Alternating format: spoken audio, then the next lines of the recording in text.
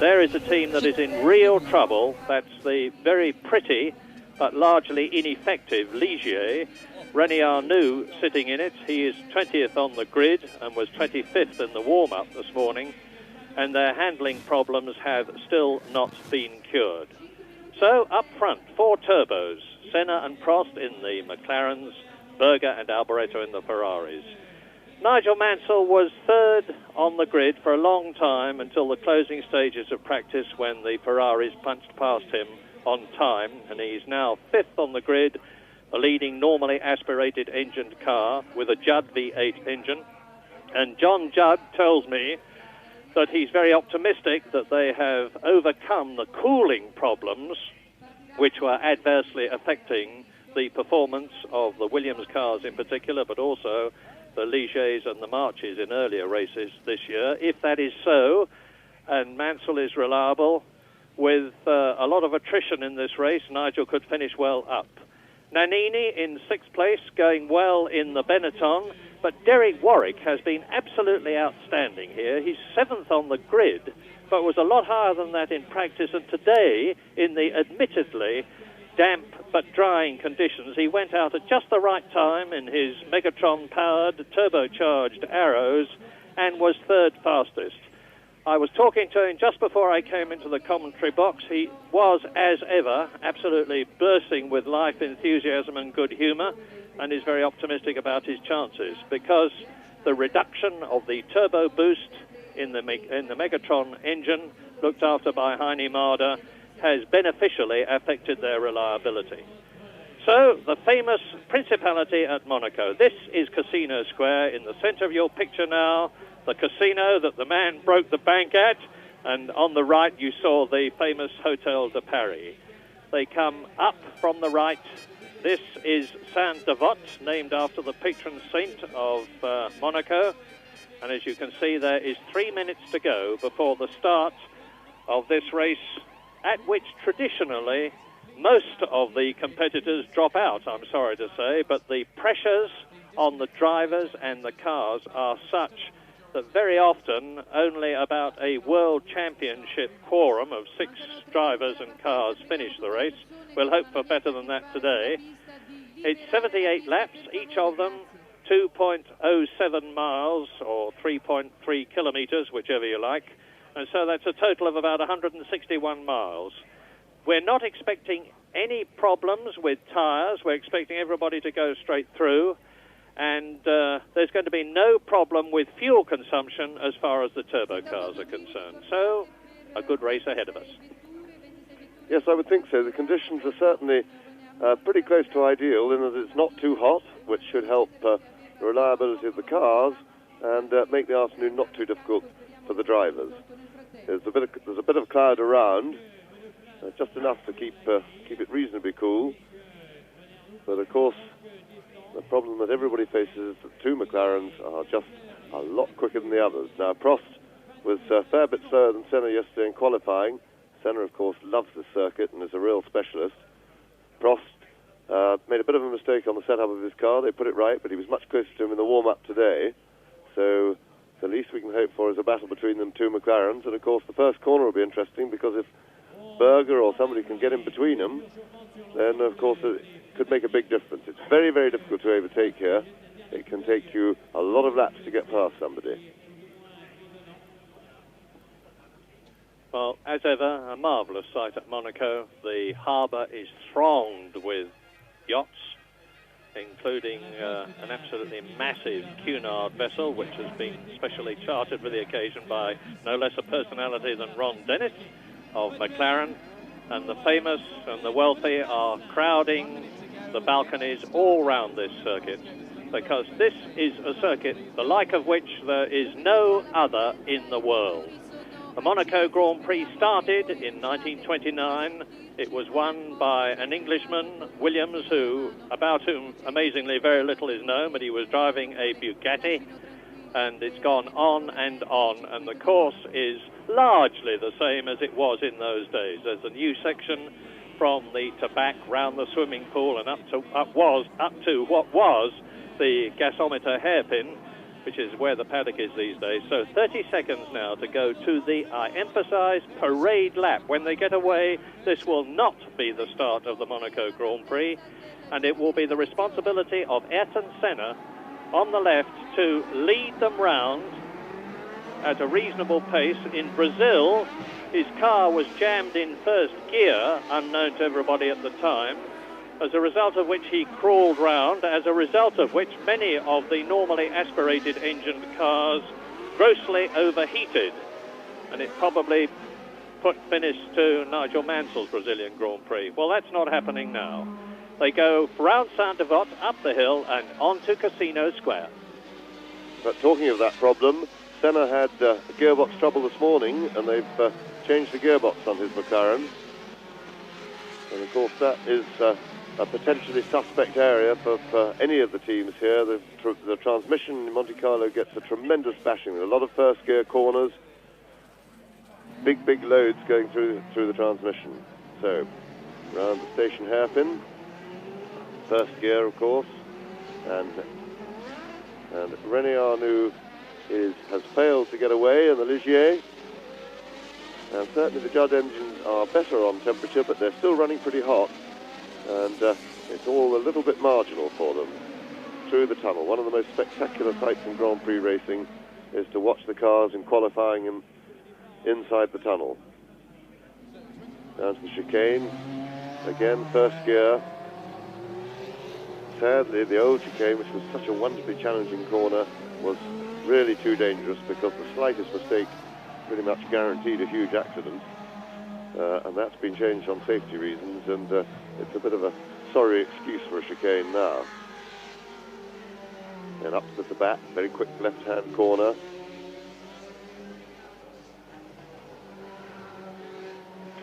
Some of them just weaving about, trying to get some heat into the tyres. And now the two McLarens. Senna now slowing the field down, hoping to get them nice and bunched. He doesn't want to sit on the grid for too long, with the engine running, with the car in first gear and the clutch dragging.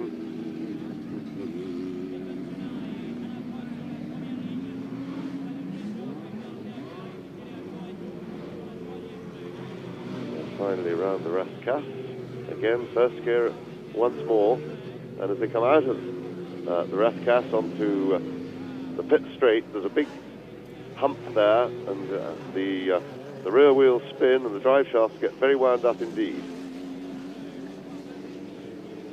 The drama at Monaco is always Saint-Devote on the first lap. Who will ever forget the occasion when Derek Daly in the Tyrrell went flying through the air to land on the ground?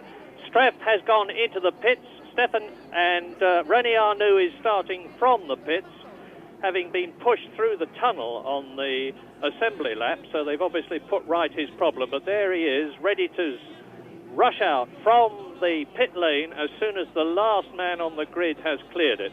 Watch the lights.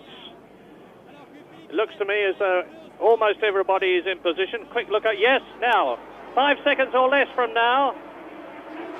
Senna gets away.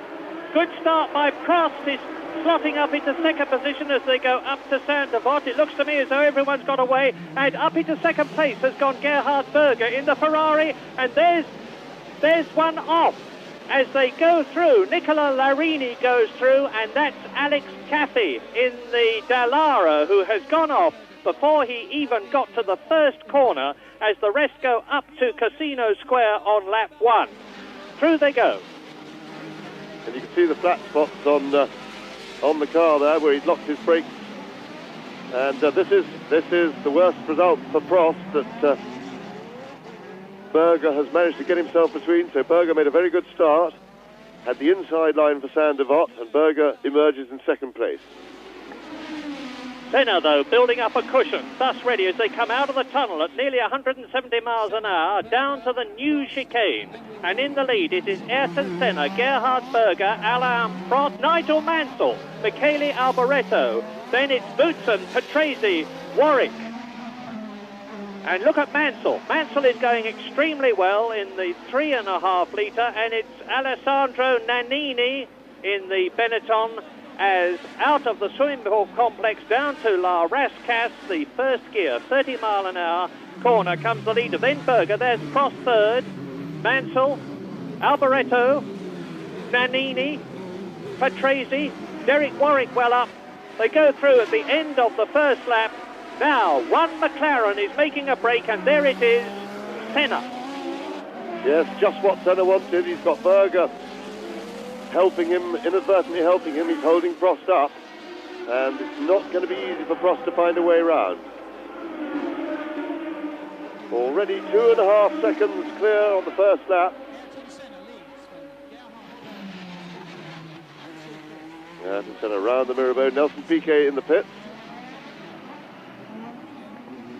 Well, it looks like being a disastrous Monaco already for Lotus. Nakajima has not qualified. Nelson Piquet into the pits at the end of the first lap. There goes Senna into the tunnel, followed by Berger and Prost. And Prost has got to somehow try to get past Berger if he's to do anything about the man who is challenging his position for leadership in the McLaren team. Jonathan Palmer is in an excellent 9th position, coming out of the new hairpin. Now it's Senna leading. Look for Berger in the Ferrari as Alex Cathy downcastedly walks back to the pits. There's Berger second. Prost is third. Nigel Mansell is holding that 4th position as he comes round the right-hander, challenged by Michele Alboreto in the red Ferrari, and Nannini is in 6th position. Berger, Prost.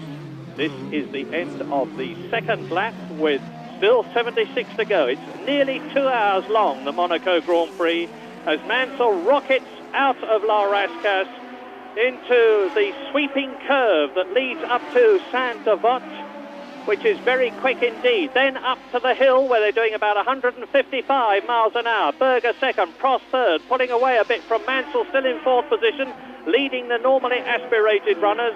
Prost goes round the Hotel de Paris, plunges downhill towards the Metropole Hotel on his left, coming up to the Mirabeau. Prost is getting closer to the Ferrari. Alboreto taking a look at Nigel Mansell. There is Nannini, and Riccardo Patrese is still well up in the second Williams, as Mansell with Alboreto right in his wheel tracks. There's Patrese. There's Derek Warwick. And we're on lap 3 into the long, long tunnel under Lowe's Hotel. And they go through that tunnel at 160 miles an hour. Over that, they exit the tunnel now, down to the new chicane. Left, right, Mansell, Alboreto, Nannini. Ahead of them, Senna, Berger and Prost. There's the Williams, Ferrari. This is where they've got this enormous crowd on their right. There's about 100,000 people here today. The swimming pool on their right now. The sea on their left as they come down to La Rascasse. Yes, so this is where Alboreto will be looking to get as close as possible to Mansell to try and use the power of his turbo engine to get past him on the pit straight.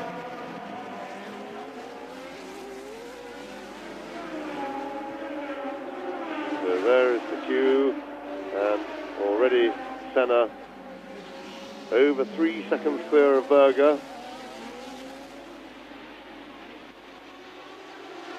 Up the hill to the Casino Square through the wiggles up the straight, no chance of passing there, but the next possible opportunity is to outbrake into Mirabeau. Of course, Mansell now has enough breathing space.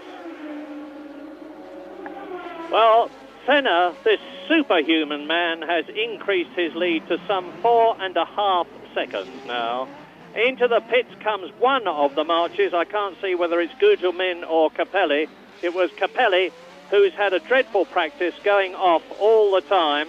And now, with the lead unchanged, Ayrton Senna with Berger chasing him, then Prost. Here they come. There's Mansell in 4th place. Alboreto still 5th. Nannini still 6th. Patrese still 7th. So the 2 Williams cars are well up in the hunt. Reliability is the name of the game in this race. McLaren are bound to have reliability. I think the Honda engine is famous for that. Berger has now got Alain Prost in third position, right in his wheel tracks. Prost in third place.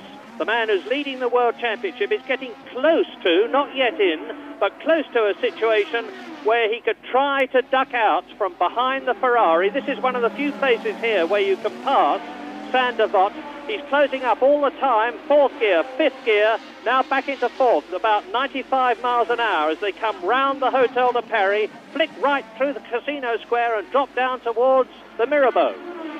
Yes, and I think Prost is planning to have a look down the inside into Mirabeau, but he wasn't close enough there. But Prost is definitely starting to make a move. And as you watch Prost and Berger battling for third position, we are on lap 5. Senna leads, Berger second, Prost third, Mansell fourth, Alboreto fifth. Nannini is in sixth position, Patrese is seventh, Warwick is eighth, Palmer is ninth, and Eddie Cheever is in 10th position as the second and third men exit from the tunnel. I remind you that Julian Bailey sadly failed to qualify. Now Prost is getting close to a position where he could challenge Gerhard Berger for that second place as they come up to Saint-Devote, having completed, as they will then have done, 5 laps round La Rascasse. That is a first gear corner. Piquet seems to be out of the race. Nelson Piquet, world champion. That means neither Lotus is going to finish this race because only one of them started, Piquet, and he seems to be out. Now, can Prost do anything about Berger this lap? Coming up to lap 6. He's showing him the nose of his McLaren. Berger hugs the left, tucks into the right.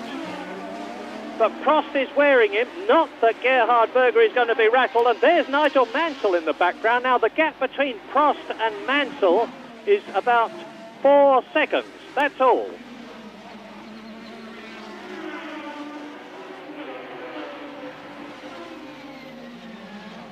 That's where Patrick Torbay went off in the Lola a couple of years ago. This is Lowe's hairpin, the old station hairpin. Alessandro Nannini has not gone past us. Eddie Cheever has moved up into 6th position with Alio in 7th place. Through the tunnel go Berger and Prost. This is the battle for second. The gap between them and Ayrton Senna is now something like 7.6 seconds. So James is absolutely right. There is no doubt about the fact that Berger is holding Prost up. And Prost desperately wants to get past. Yes, he's starting to look a little bit impatient, Prost. Now, as they come round, Senna leads round the Rascasse. Over 8 seconds clear. Berger's doing just the job for him that he wanted. He's holding Prost back. But Prost now needs to be closer to come out onto the pit straight because he had a look on the previous lap. This is one of the few possible passing spots. There is no such thing as an easy passing spot in Monaco. And the gap between Senna in the lead and Berger in the Ferrari in second place is now 9.4 seconds. Very soon, Ayrton Senna is going to be able to ease off, having built up a substantial cushion. Berger second, Prost third, Mansell is fourth, Alboreto is fifth, Nannini is sixth, Patrese is seventh, Warwick is eighth, Palmer is in 9th position, and Cheever is in 10th place. And while you watch, that's Gabriele Tarquini going out in the Coloni Ford. So Gabriele Tarquini out on lap 7. Nelson Piquet is out of the race. And Prost is dropping back a bit. One of the big problems here, which could particularly affect the V8 engine cars and the Judd ones in particular, is that if you get too close to the car in front, you are denied cooling air for your radiators, and the critical temperature, certainly as far as the V8 engines are concerned, is about 105 degrees, and if it goes above that, it can rocket away and you can be in real trouble, particularly if any rubbish goes in the car. And there you see Senna. That's the gap you saw as Senna took La Rascasse. Now he completes his 7th lap and goes into his 8th. He's very nearly at 1/10 distance. And he's just gone round the fastest lap of the day by Ayrton Senna, 1:29.719, which is about 3 seconds off Prost's 1986 lap record. And Senna will, as ever, know exactly what the score is, because the radio system that McLaren have is absolutely superb. That's the gap. You saw the completely clear track behind Ayrton Senna going into the tunnel.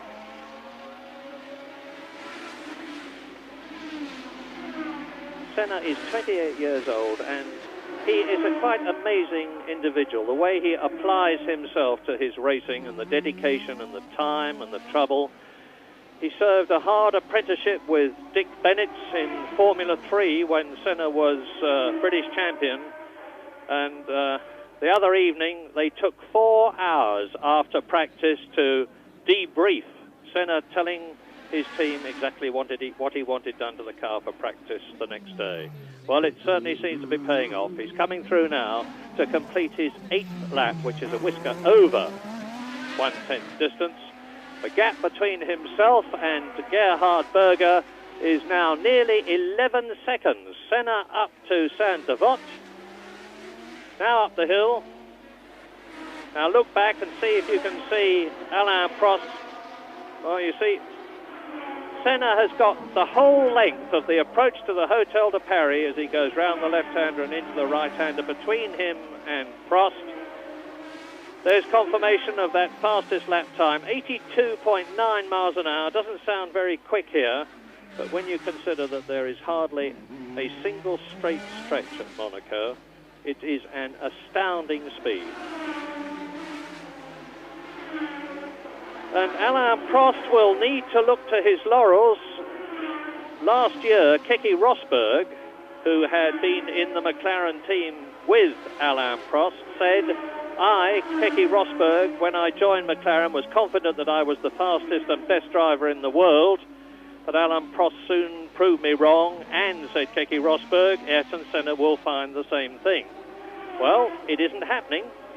Senna was in pole position in Brazil and San Marino and here at Monaco. He fought his way up from last to second in Brazil before he was excluded. He won in San Marino, and look at him now. He is 13 seconds ahead of Alain Prost, who is still boxed in behind Gerhard Berger as Senna completes his 9th lap.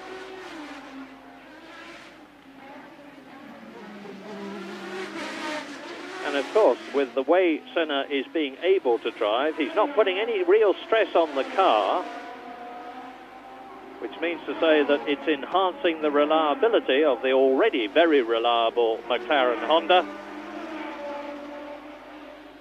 With Berger now 11.7 seconds behind Ayrton Senna here, the race leader. Prost 1.5 seconds behind Berger in 3rd place. Mansell is still 4th, leading the 3.5 litre runners.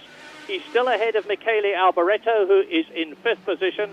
Nannini is 6th and the last potential point scorer at the moment. Riccardo Patrese in the 2nd. Williams Judd is in 7th place. Derek Warwick is still 8th. Palmer is still 9th. Boutsen is 10th. Alio is 11th. De Cesare is in 12th place. And it would be very nice, I must say, if we could have a look at some of the other runners instead of Ayrton Senna, good as he is. There's a big crowd here as ever. Something like 100,000 people come to Monaco to throng the Principality. They were pouring in from very early this morning to add to the substantial numbers that were already here. This is Senna completing lap 10 over 1/8 distance in this 78 lap race. And the fastest lap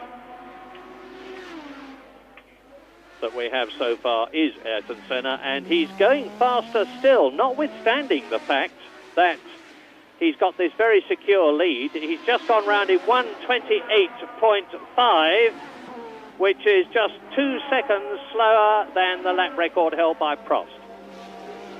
Yes, 13.5 seconds clear Senna is, and he'll be anxious to build that lead up as much as he possibly can, while Prost is still stuck behind Berger, because he knows that he's got a potential battle on his hands as and when Prost can get through. So Senna will, at the moment, be going as fast as he can with reasonable caution and due care and attention to the mechanical side of his machinery, wanting to build up as much of a cushion as possible.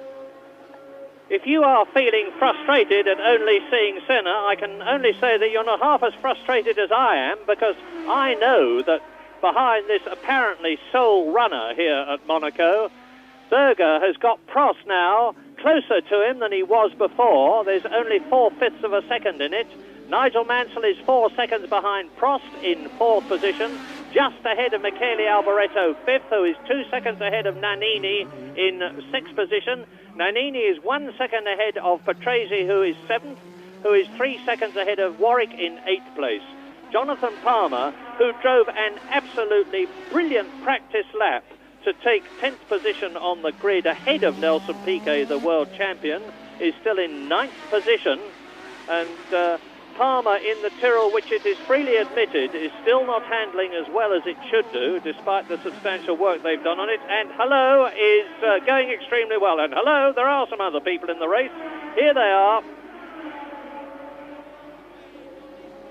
And we're looking at one of the Lolas, pursued by Andrea De Cesaris in the Real. And Andrea De Cesaris has covered himself in anything but glory here at Monaco.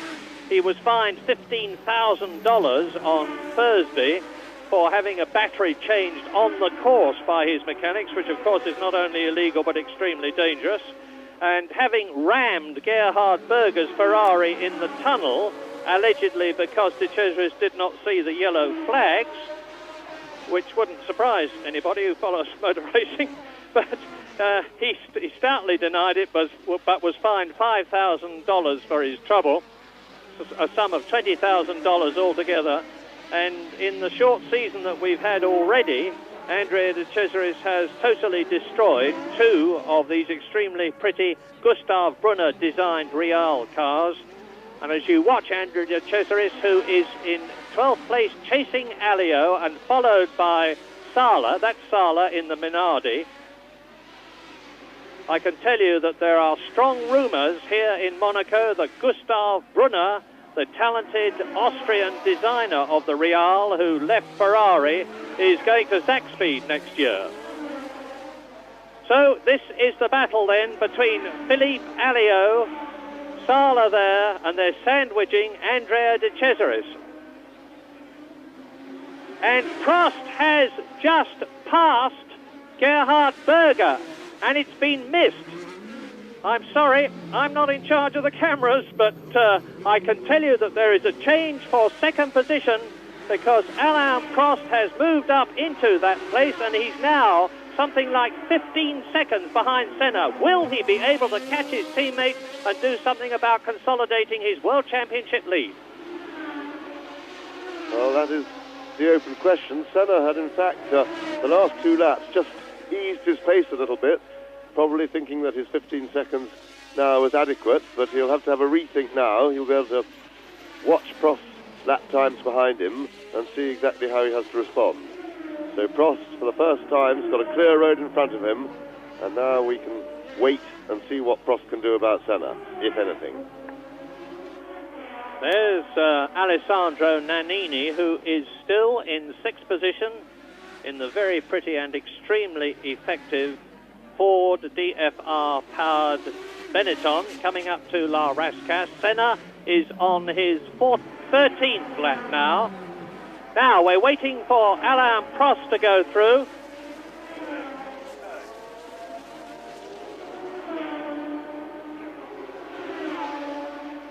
Well, Prost goes through and Berger ahead of him, so the battle continues. Senna leading, Berger in 2nd place. 0.3 of a second behind Berger is Prost, then Mansell still 4th, Alboreto still 5th, Nannini, and there he is in 6th position. So you're looking at Alessandro Nannini being chased by Eddie Cheever. There was Eddie Cheever, now going down to Lowe's. That's Eddie Cheever. And from Lowe's down to the Portier, And we're on lap 14. Long, long way to go. Into the tunnel yet again. It's very warm here, very demanding for the Judd engines, unless that overhead has been overcome. Eddie Cheever, of course, is a long, long way back. But Patrese, who is in 7th place, is being chased by Warwick. And there is the 6th man, Alessandro Nannini. Lap 15, Senna has completed it. In 2nd position, it's still Berger. There's terrific scrap. I wish we could see it between Berger for 2nd and Prost for 3rd position. 4th is still Nigel Mansell. 5th is Alboreto. 6th, and here he is Alessandro Nannini. And Senna is leading Berger by 17.5 seconds. Berger half a second only. 0.5 of a second ahead of Alain Prost. Mansell, 2 seconds behind Prost. Alboreto, 3 seconds, 3.8 seconds behind Mansell. Then Nannini, here he is. And Patrese in 7th place. You might just see Riccardo Patrese come into the pit. There he is, as Nannini plunges down the hill, past the Hotel Metropole on his left, round the Mirabeau turn, down to Lowe's. Jonathan Palmer is still in 9th position. He's lapping in about 1 minute 31 seconds. That's only 2 seconds slower now than Ayrton Senna, who has slowed his pace. But Berger, 17.5 seconds behind.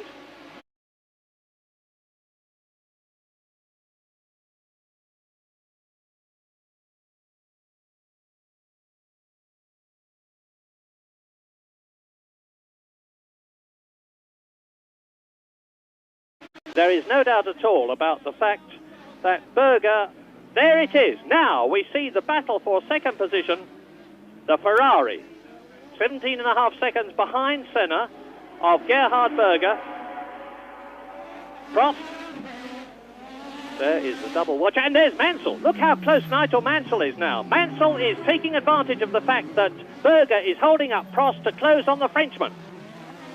Yes, Mansell very relaxed this year and driving very well indeed. Pressure is off him a little bit from all those pole positions that he was getting last year, and he certainly seems very comfortable with it. And there is somebody's nose. I don't recognise whose. I think I do. It looks very much like a Tyrrell nose to me. No, it's not. It is the tubby car, the Eurobrun of Oscar Larrauri, the Argentinian. And he's not only got a broken nose, but he's got a broken suspension as well. And his teammate, Stefano Modena, did not start the Monaco Grand Prix because he was excluded on Thursday for failing to stop to have his car weighed when he was required to do so. So Larrauri out of the race. It's an awful race for Eurobrun as well as for Lotus. But meantime, Gerhard Berger in 2nd place, Alain Prost in 3rd position on lap 16, and Nigel Mansell closing in 4th place with Michele Alboreto in the 2nd Ferrari in 5th place, are making a tremendous race for it behind Ayrton Senna, who's 17.5 seconds out on his own in front on lap 16 out of 78. And I'll tell you the gaps now as they complete the lap coming out of the Rascasse. Senna has gone through. He's lapping in 1:29.8. He's lapped everybody up to 15th place. Gerhard Berger goes through 17.7 seconds behind Senna. Prost is 9/10 of a second behind Senna. Mansell is 1.7 seconds behind Prost. Alboreto is 4 seconds behind Mansell, and here they come. Mansell, 4th. Prost, 3rd. Why can't he get past him, James?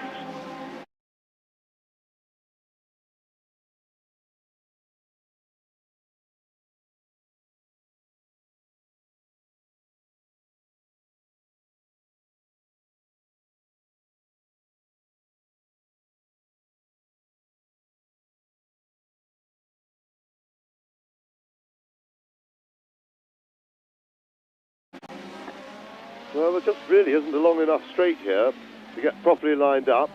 And, for example, up the hill from to the Casino Square, it's all curved. You take a line through that, and it really is. If the driver in front of you doesn't make a mistake, you've either just got to wait, or else you've got to be ridiculously brave and take risks. There is no way round, and that's the problem, of course, that's going to face Nigel Mansell. He's holding on well to the two turbocharged cars in front of him, but it's going to be mighty difficult for him to pass if he can get himself in a position that is even to attack. Now, Prost is a little bit closer this time.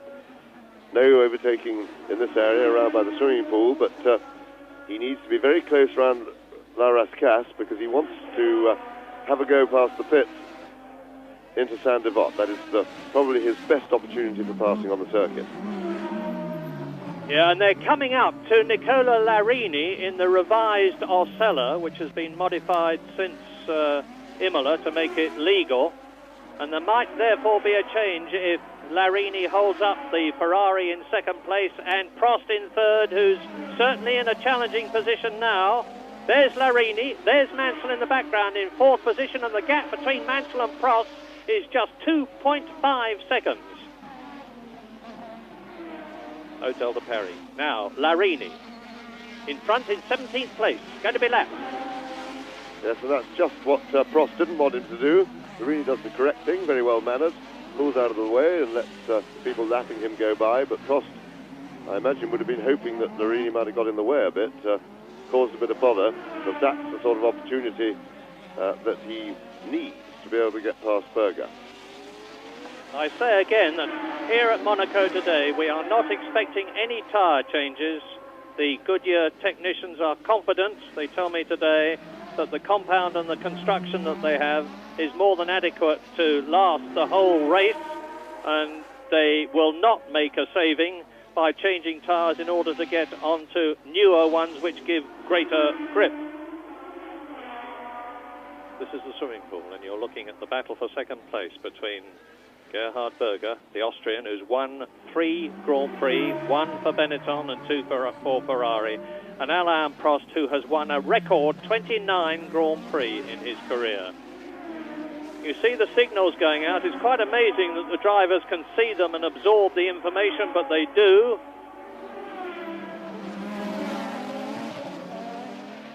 And Ayrton Senna is now 19.5 seconds ahead of this battle, and Mansell is 3.1 seconds behind it, and he's closing all the time. Very soon we're going to have a 3-car train as Berger and Prost close up on Ghinzani in the Zach Speed. His teammate Ben Schneider failed to qualify for all sorts of reasons. One of them was that he kept ramming the Armco.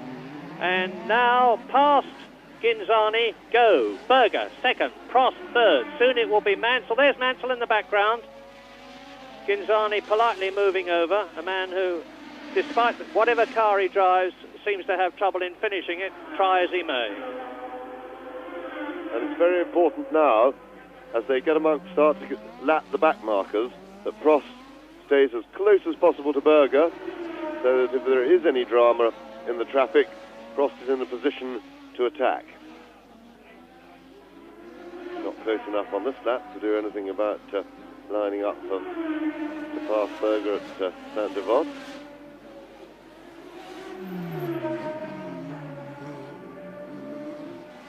And he is looking very stuck. The problem with Monaco is you can be following a car that may be as much as 3 seconds a lap slower than one's own, and if the driver in front uses his head and makes no mistakes, there's nothing you can do to pass him. Yes, Prost is a very experienced campaigner. He will be saying to himself, I have no doubt, third place is better than no points for sticking my neck out. There's a long way still to go. Is the Ferrari going to be reliable? It hasn't invariably been reliable this year. Alboreto is still in 5th place behind Nigel Mansell, who is following Prost, who is there just behind Gerhard Berger, and Berger is now 19.5 seconds behind Senna. In 6th place it's still Nannini, 7th is still Patrese, 8th is still Derek Warwick, 9th is still Jonathan Palmer, 10th is Boutsen, 11th is De Cesaris, 12th is Sala, 13th is Alio, 14th is Dalmas, 15th is Gugelmin. Ghinzani has been lapped, as you know, and is in 16th place. Larini is in 17th position, and Larari, Capelli, Arnoux are effectively out of the running. And, of course, Nelson Piquet is out, as is Gabriele Tarquini. Out of the race so far, Nelson Piquet, Philippe Streff, Alex Caffey, Stefan Johansson, Gabriele Tarquini and Oscar Larrauri. And a new fastest lap for Ayrton Senna. Considerably quicker than he's been going before, 1:27.6. And he now extends his lead nearly 22 seconds. Prost still not really showing any sign of getting past Berger. He had a look down the inside once at going into Saint-Devote, but wasn't really alongside. And that, into the Mirabeau they go. That is one other possible passing place.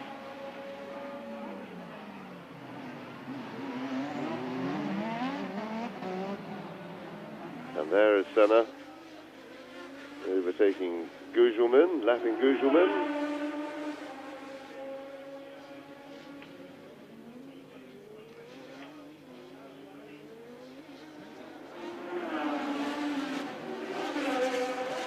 Senna would appear still to be pushing and to build up that big cushion so that if and when Prost can move into second place, he's got too tall a mountain to climb. Yes, and Senna is probably not slowing because he's got a race rhythm going. It's very heartening, by the way, to say that after 20 laps there are no retirements from the first 15 places, and that's a pretty astounding statement to be able to make from Monaco.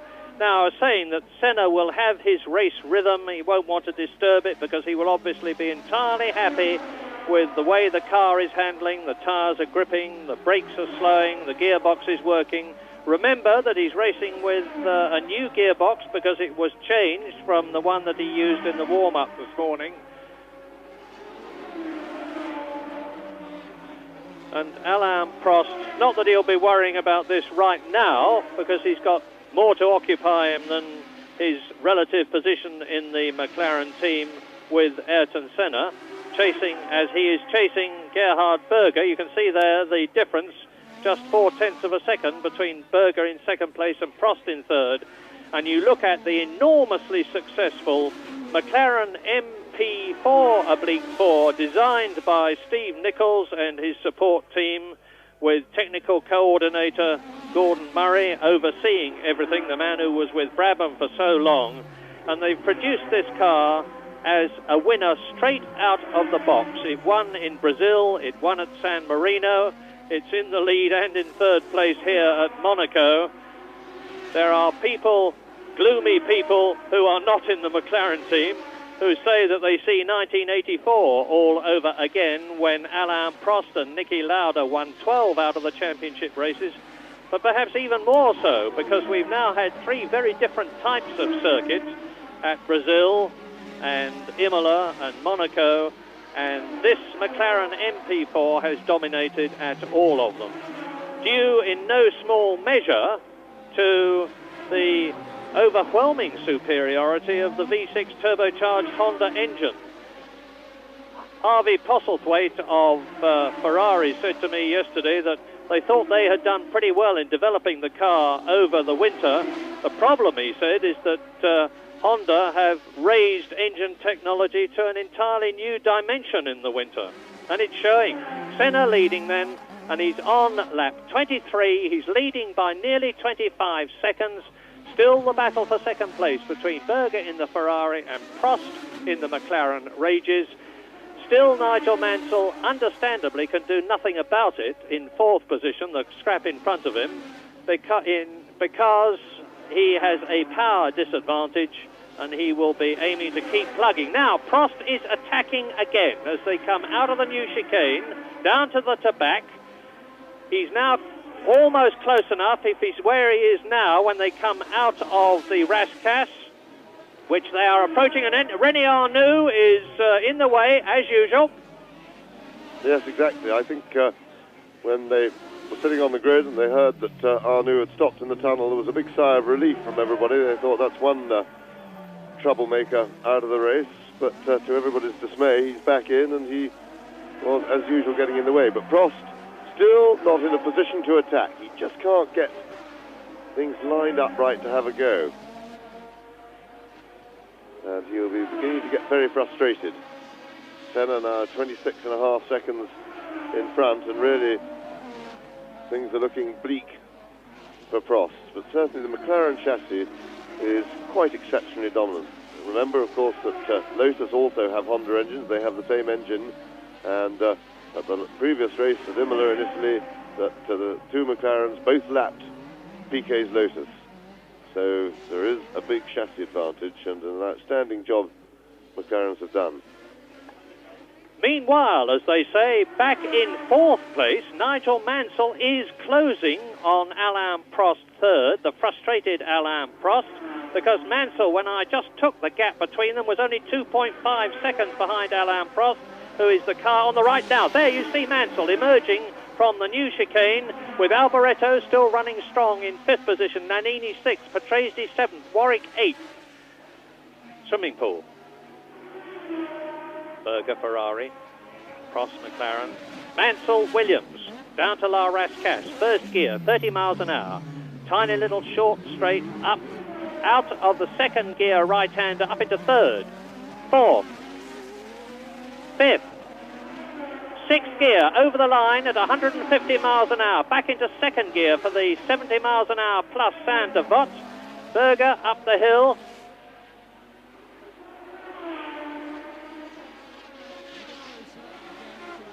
And normally we are able to luxuriate in immaculate race presentation from Monaco. I am sorry to have to criticize from my position here, but I'm extremely frustrated, as I will have told you, to confirm that we are missing an awful lot. But Senna is out there still. This is the battle for second and third. Berger and Prost. And Nigel Mansell is definitely getting ever closer. The gap is 1.8 seconds now. I've said what I'm about to say many times in the past, but it bears saying again, and that is catching is one thing, getting past is another. There's Alboreto, there is Berger, there is Mansell, look at him. But Mansell also has a problem, because remember we were talking earlier about the fact that the Judd engine still is running on the hot side. It's all pretty marginal. And of course, as he gets close to cars in front, he gets less air through his radiators, and the water temperature starts to climb again. His temperatures go up. So Mansell will have to sit back. He can't really afford to get in the position to attack and stay there for any length of time. And he'll be looking for a mistake or a mechanical failure to make up places, I would think, more than any heroic overtaking. Of course, added to that, he has considerably less power than the two turbos in front of him, so overtaking is a real problem for Nigel. Don't ever let anybody try to say to you that Nigel Mansell has lost any of his formidable talent. There he is now. He was undoubtedly the fastest man in Grand Prix racing last year, and also the most successful, winning 6 Grand Prix, but not the World Championship. But look at him now. He is in a car which is giving away at the very minimum 50 horsepower to the ones in front, and that is a very substantial percentage. That is Ayrton Senna lapping Philippe Alliot,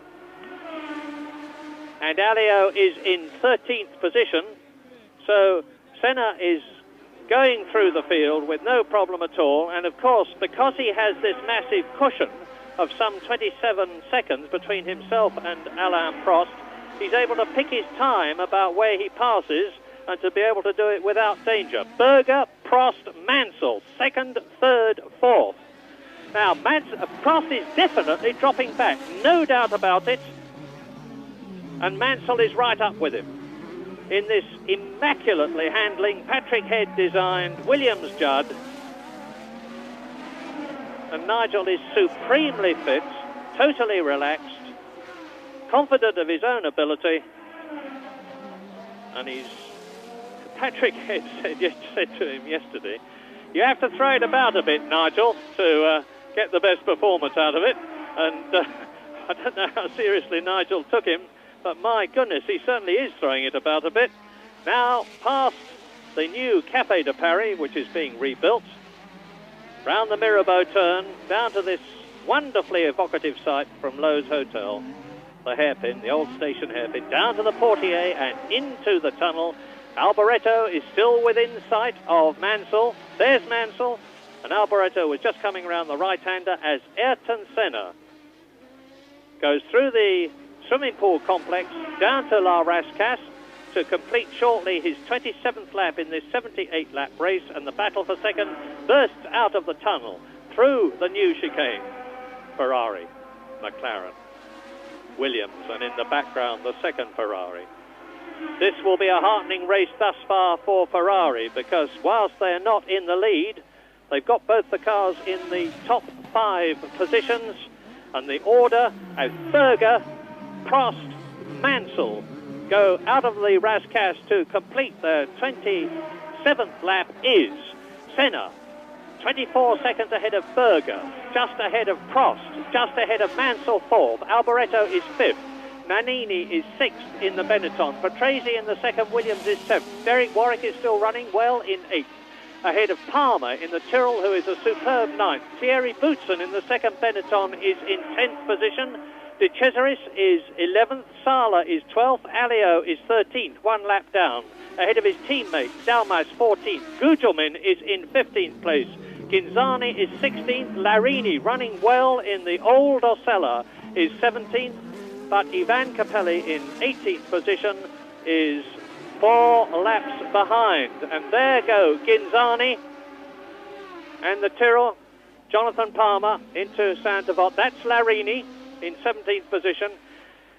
Here is the Zach Speed, and Jonathan Palmer swarming all over the car in front as Larini goes through. There's the Zach Speed. Larini, of course, has been lapped. And Jonathan Palmer, who loves this Monaco circuit, who finished 5th and the highest normally aspirated engined car last year, as I say, was a superb 10th position on the grid. Dr. Jonathan Palmer, helicopter pilot. An ominous puff of smoke from the back of his car then, just as he went coming out onto the seafront. And certainly a good gutsy performance by Jonathan Palmer, which over the years we've certainly come to expect of him.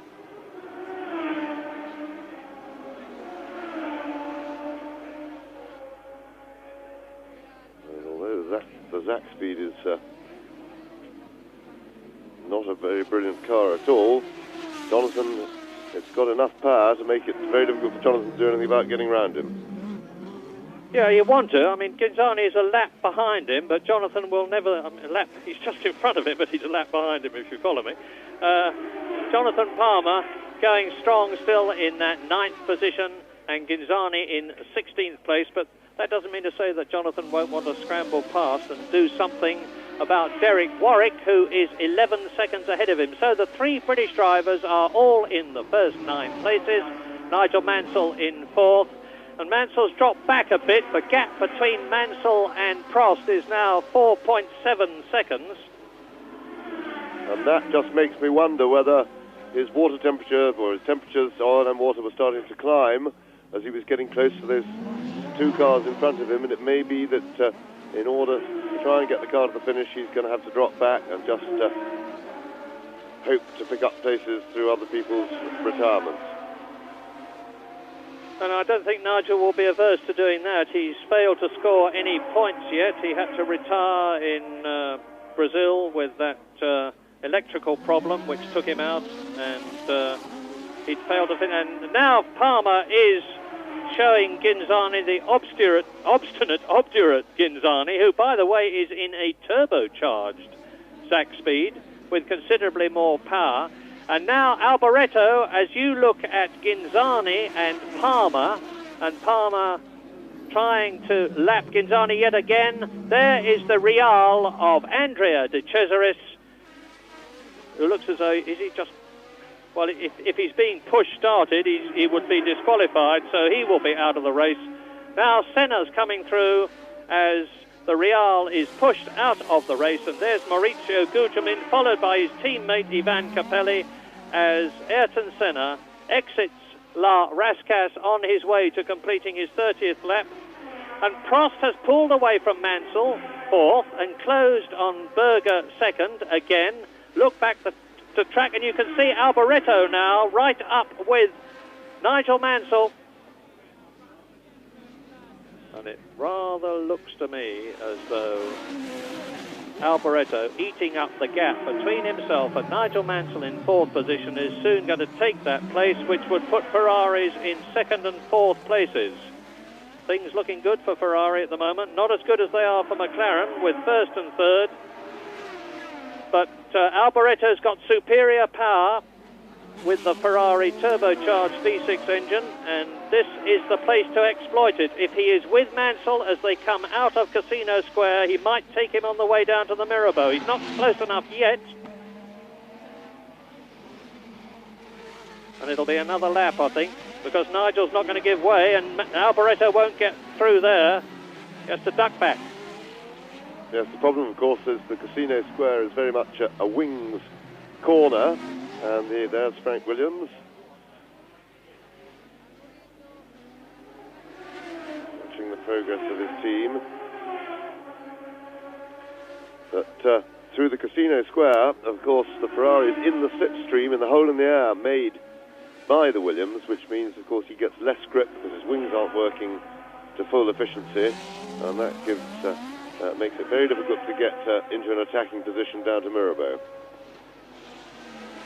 While you enjoy this, just let me tell you again that the retirements include Nelson Piquet, Philippe Streff, Alex Caffey, Stefan Johansson, Gabriel Tarquini and Oscar Larari.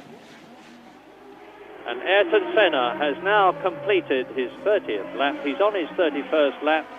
The fastest lap that we have so far is Senna 1:27.6, which is exactly 1 second slower than Alain Prost's 1986 lap record in the McLaren tag with 4-bar boost. And that's an astonishing commentary on how the designers have managed to overcome a comparative power deficiency by improved handling and aerodynamics. All credit then to Steve Nichols and his team. And now Alboreto is really pushing Nigel Mansell, who is in fourth position.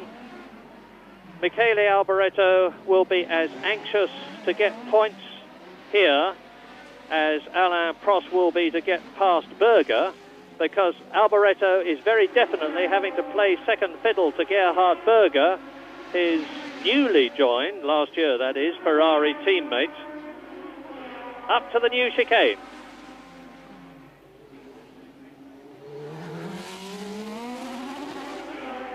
Now to the back, the left-hander. And Nigel Mansell, of course, will be seeing that dodging, weaving red image in his mirrors to the left and right. But he won't be rattled. It's just a question of whether the car has got the performance. And I think Alboreto is just a whisker closer than he was on the previous lap as they come up to Saint-Devote again. And Alboreto is a demon overtaker at Saint-Devote. I've seen him get through some seemingly impossible gaps in the past, but he's not close enough now. Nigel Mansell got a better exit from the right-hander at Saint-Devote. He's got a gap between himself and Alboreto, and as they complete their 32nd lap, the race order is Senna leading by nearly 30 seconds, nearly half a minute now in a lap which is taking about 1 minute 26. So he's nearly a third of a lap ahead of Gerhard Berger, who is second. Prost is ever closer. This is the battle for fourth position. Williams, the Judd-powered Williams of Nigel Mansell, with the Ferrari in its wheel tracks. Alboreto fifth. Nannini still sixth. Riccardo Patrese is still seventh. Derek Warwick is still in eighth position. Palmer is still ninth. Boutsen is still 10th. Sala has been lapped in 11th place, and Philippe Alliot, his teammate, is 12th. And again, what a marvellous scrap this is. Two of the top men in Grand Prix racing, Nigel Mansell and Michele Alboreto. And Nannini closing. Yes, exactly. Nannini is catching this battle as maybe Nigel slowing things down, defending his position. Oh, and look at that. Whoop! And that was naughty by Alboreto. I think he wasn't really in a position to do it, and he took Mansell off, and you'd have to say that Alboreto overextended himself there. And that's most unfortunate for Mansell. That looks like Mansell out of the race. At best, he will have stalled the engine by the look of it. We can't see from here what damage there is, and here we see it again. Now, Alboreto has been having a look there the last couple of laps, but it's not really an overtaking spot. He's very quick through the pool, but look, and then he locks up, and Mansell turns into the corner, and he clouts Mansell's back wheel, and that really was Alboreto's fault. But it does demonstrate just how difficult it is to overtake here. Yes, and as Nigel Mansell sadly retires, whilst it is very easy to come to the wrong conclusions as an onlooker when you are not in the driving seat, there is no doubt in my mind that Nigel Mansell was on his racing line. He was perfectly entitled to turn in where he did. Frank Williams will be worried about where Mansell is. He won't know at the moment, I think, that he's out of the race, although Nigel may well have reported it on his radio. And Michele Alboreto was at fault, but be that as it may, Ayrton Senna still leads Berger and Prost. Alboreto now up into fourth position, but with Nannini getting closer, and Nigel Mansell with his helmet off, sadly talking to the photographer there. Nannini up in fifth position as Mansell's Williams Judd, what a forlorn sight that is craned away. And for the third race in succession, Nigel Mansell will score no World Championship points. What a sad contrast to his 1987 dominant form. And it's no fault of his. But there goes the Ferrari up into Saint-Devote of Michele Alboreto. And a look at his car indicates that there's no problem, except from Alboreto's point of view, that getting larger in his mirrors all the time is the flying Alessandro Nannini, who is really reveling in the fact that he has a car in which he can display his considerable talent. And the car is the Benetton Ford, V8 Ford engine, the new DFR, which has proved to be very reliable at San Marino, and the Ford technicians are getting more power out of it all the time, and Nannini is using all of it. Into the tunnel goes Michele Alboreto in fourth place on lap 35. Race order: Senna 30 seconds ahead of Berger in second place. In third position, Prost. Fourth, Alboreto. Fifth, Nannini. Sixth, Patrese in the second Williams is now up into the points. Riccardo Patrese, who won here at Monaco in a Brabham in 1982. Derek Warwick is only one place off getting a point. He's in seventh position. Palmer is going superbly in eighth place, the man who was fifth last year. Boutsen is ninth. Sala is 10th. And Thierry Boutsen in ninth place has been lapped. You're looking at Ayrton Senna, the race leader, as he goes out of the portiere from the sunlight into the darkened tunnel, which is lit by arc lamps at the point where he is now. And it's incredible to think that they go through that tunnel at 160 miles an hour, burst out of it at 165, brake for the new chicane here. And those numbers mean in the lead, number 12, Senna, second, number 28, Berger, third, number 11, Prost, fourth, number 27, Alboreto, fifth, number 19, Nannini, and sixth, number 6, Riccardo Patrese. Race leader, Ayrton Senna. Well, over 30 seconds to the good now. Ayrton Senna, 31.5 seconds in the lead, and it's beginning to look as if Prost is going to have to concern himself with trying to capture second place and be satisfied with second. I think Senna has now got too big a lead for Prost to be able to do anything about it. Yes, and it is extremely unlikely that anything will go wrong with the car or that Senna will put a wheel wrong. This young man, here he is coming down to the Mirabeau, 28 years old. He's been racing for 19 of his 28 years, would you believe? First of all, as a kart champion in Brazil. He finished second in the kart world championship 2 years in succession, and it was one of the great regrets of his career that he wasn't able to become world champion before he moved up into Formula Ford and became double British champion in 1981. He's closing up now, is Ayrton Senna, on Jonathan Palmer, who is in 8th position and about to lap him.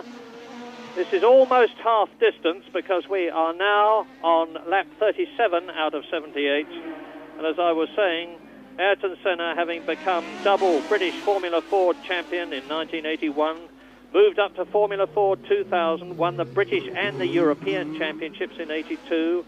Then with the Dick Bennett's West Surrey Racing Formula 3 team became British champion in 1983, to Tolman in 1984, and there was that memorable race here at Monaco where Ayrton Senna thought he had won when he passed Prost on the line in the shortened race because of rain, but took second place. Now, look at this. There's Berger with Prost behind him and two cars in front to lap, one of which is Maurizio Gugelmin, as Sala tours past me in the Minardi.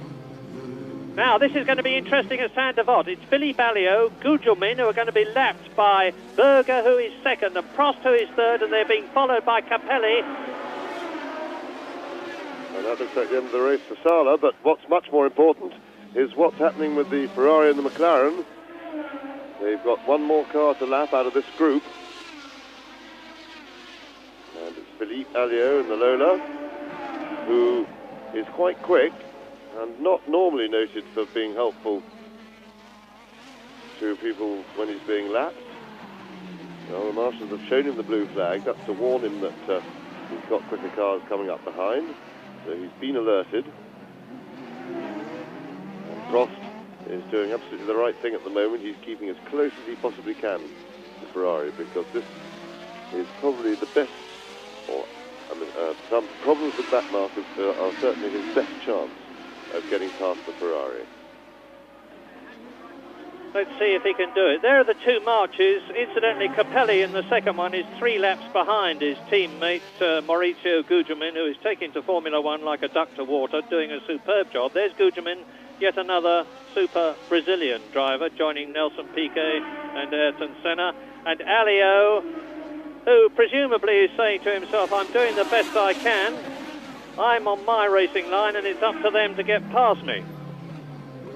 Yes, absolutely right. Well, he's going quick enough to fend them off, but of course now, over the start-finish line, the turbos have got a fair bit more power.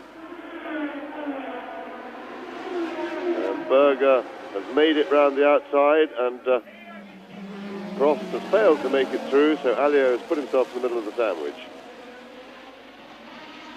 Which gives Gerhard Berger the opportunity to pull away. 37 seconds now behind Ayrton Senna, leading very convincingly indeed, as he has done since the lights turned to green, and we're now on lap 39 with the same number to go. Alliot moves over, and that is Nannini.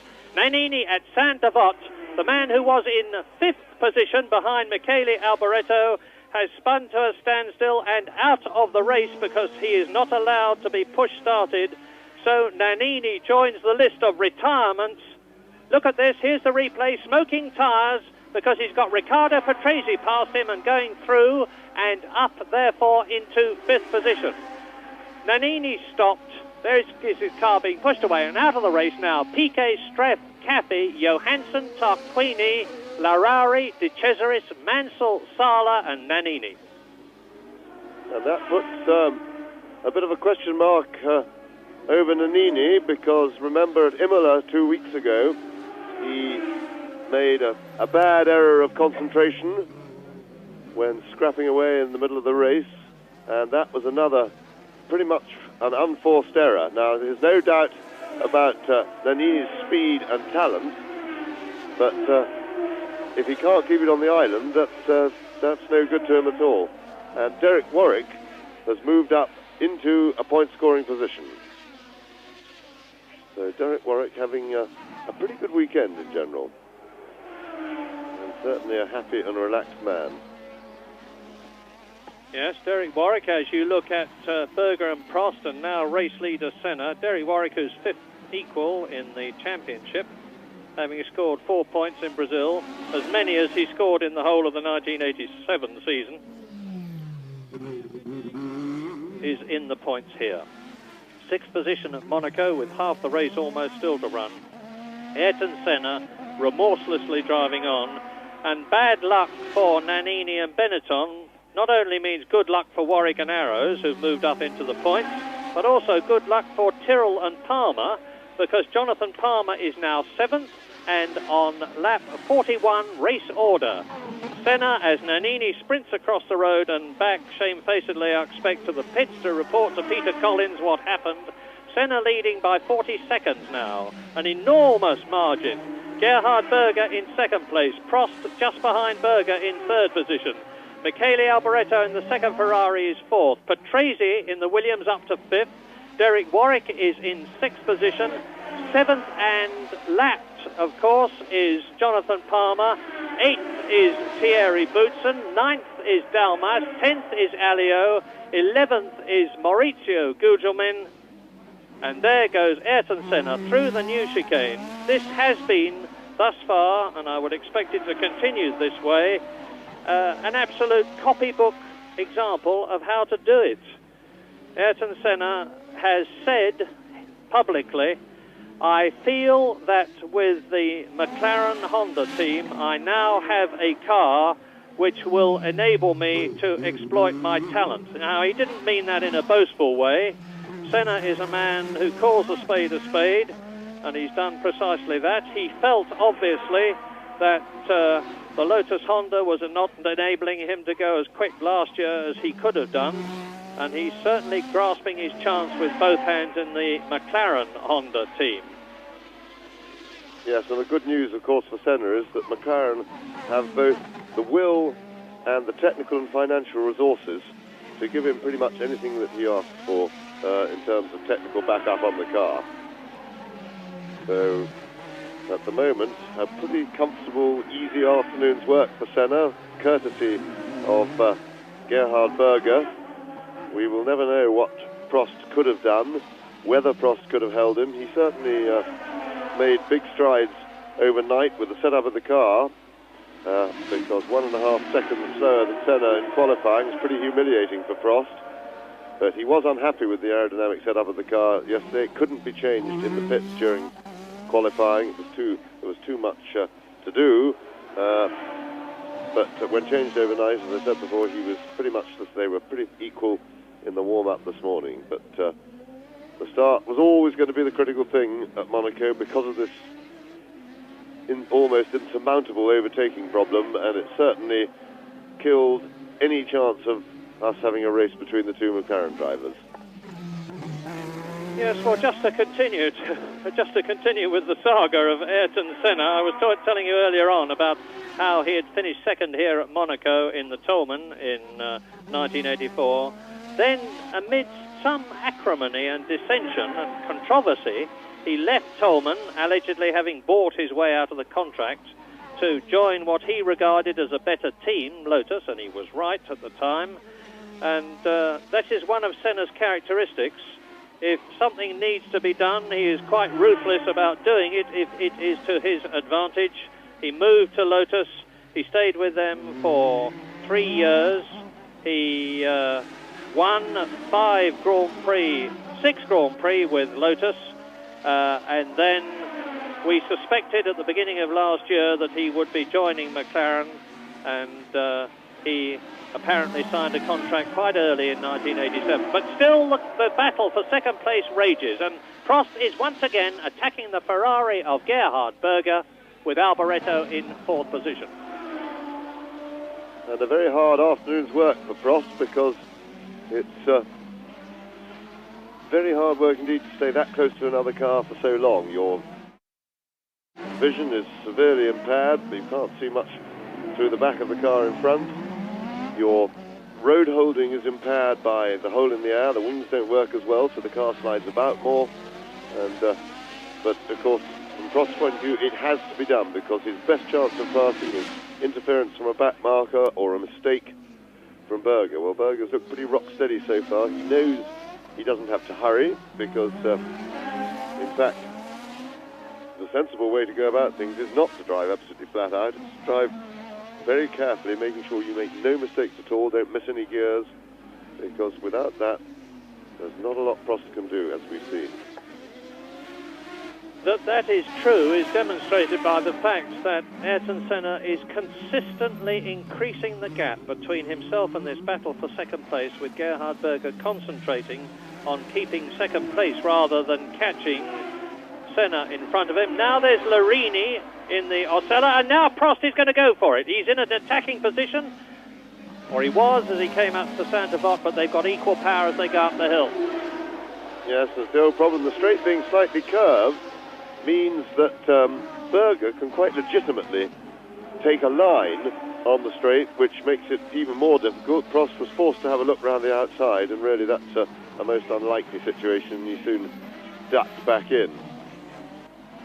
The other possibility now, we've got slower cars coming up in front, and that will give some encouragement to Prost. But he must be feeling very, very frustrated.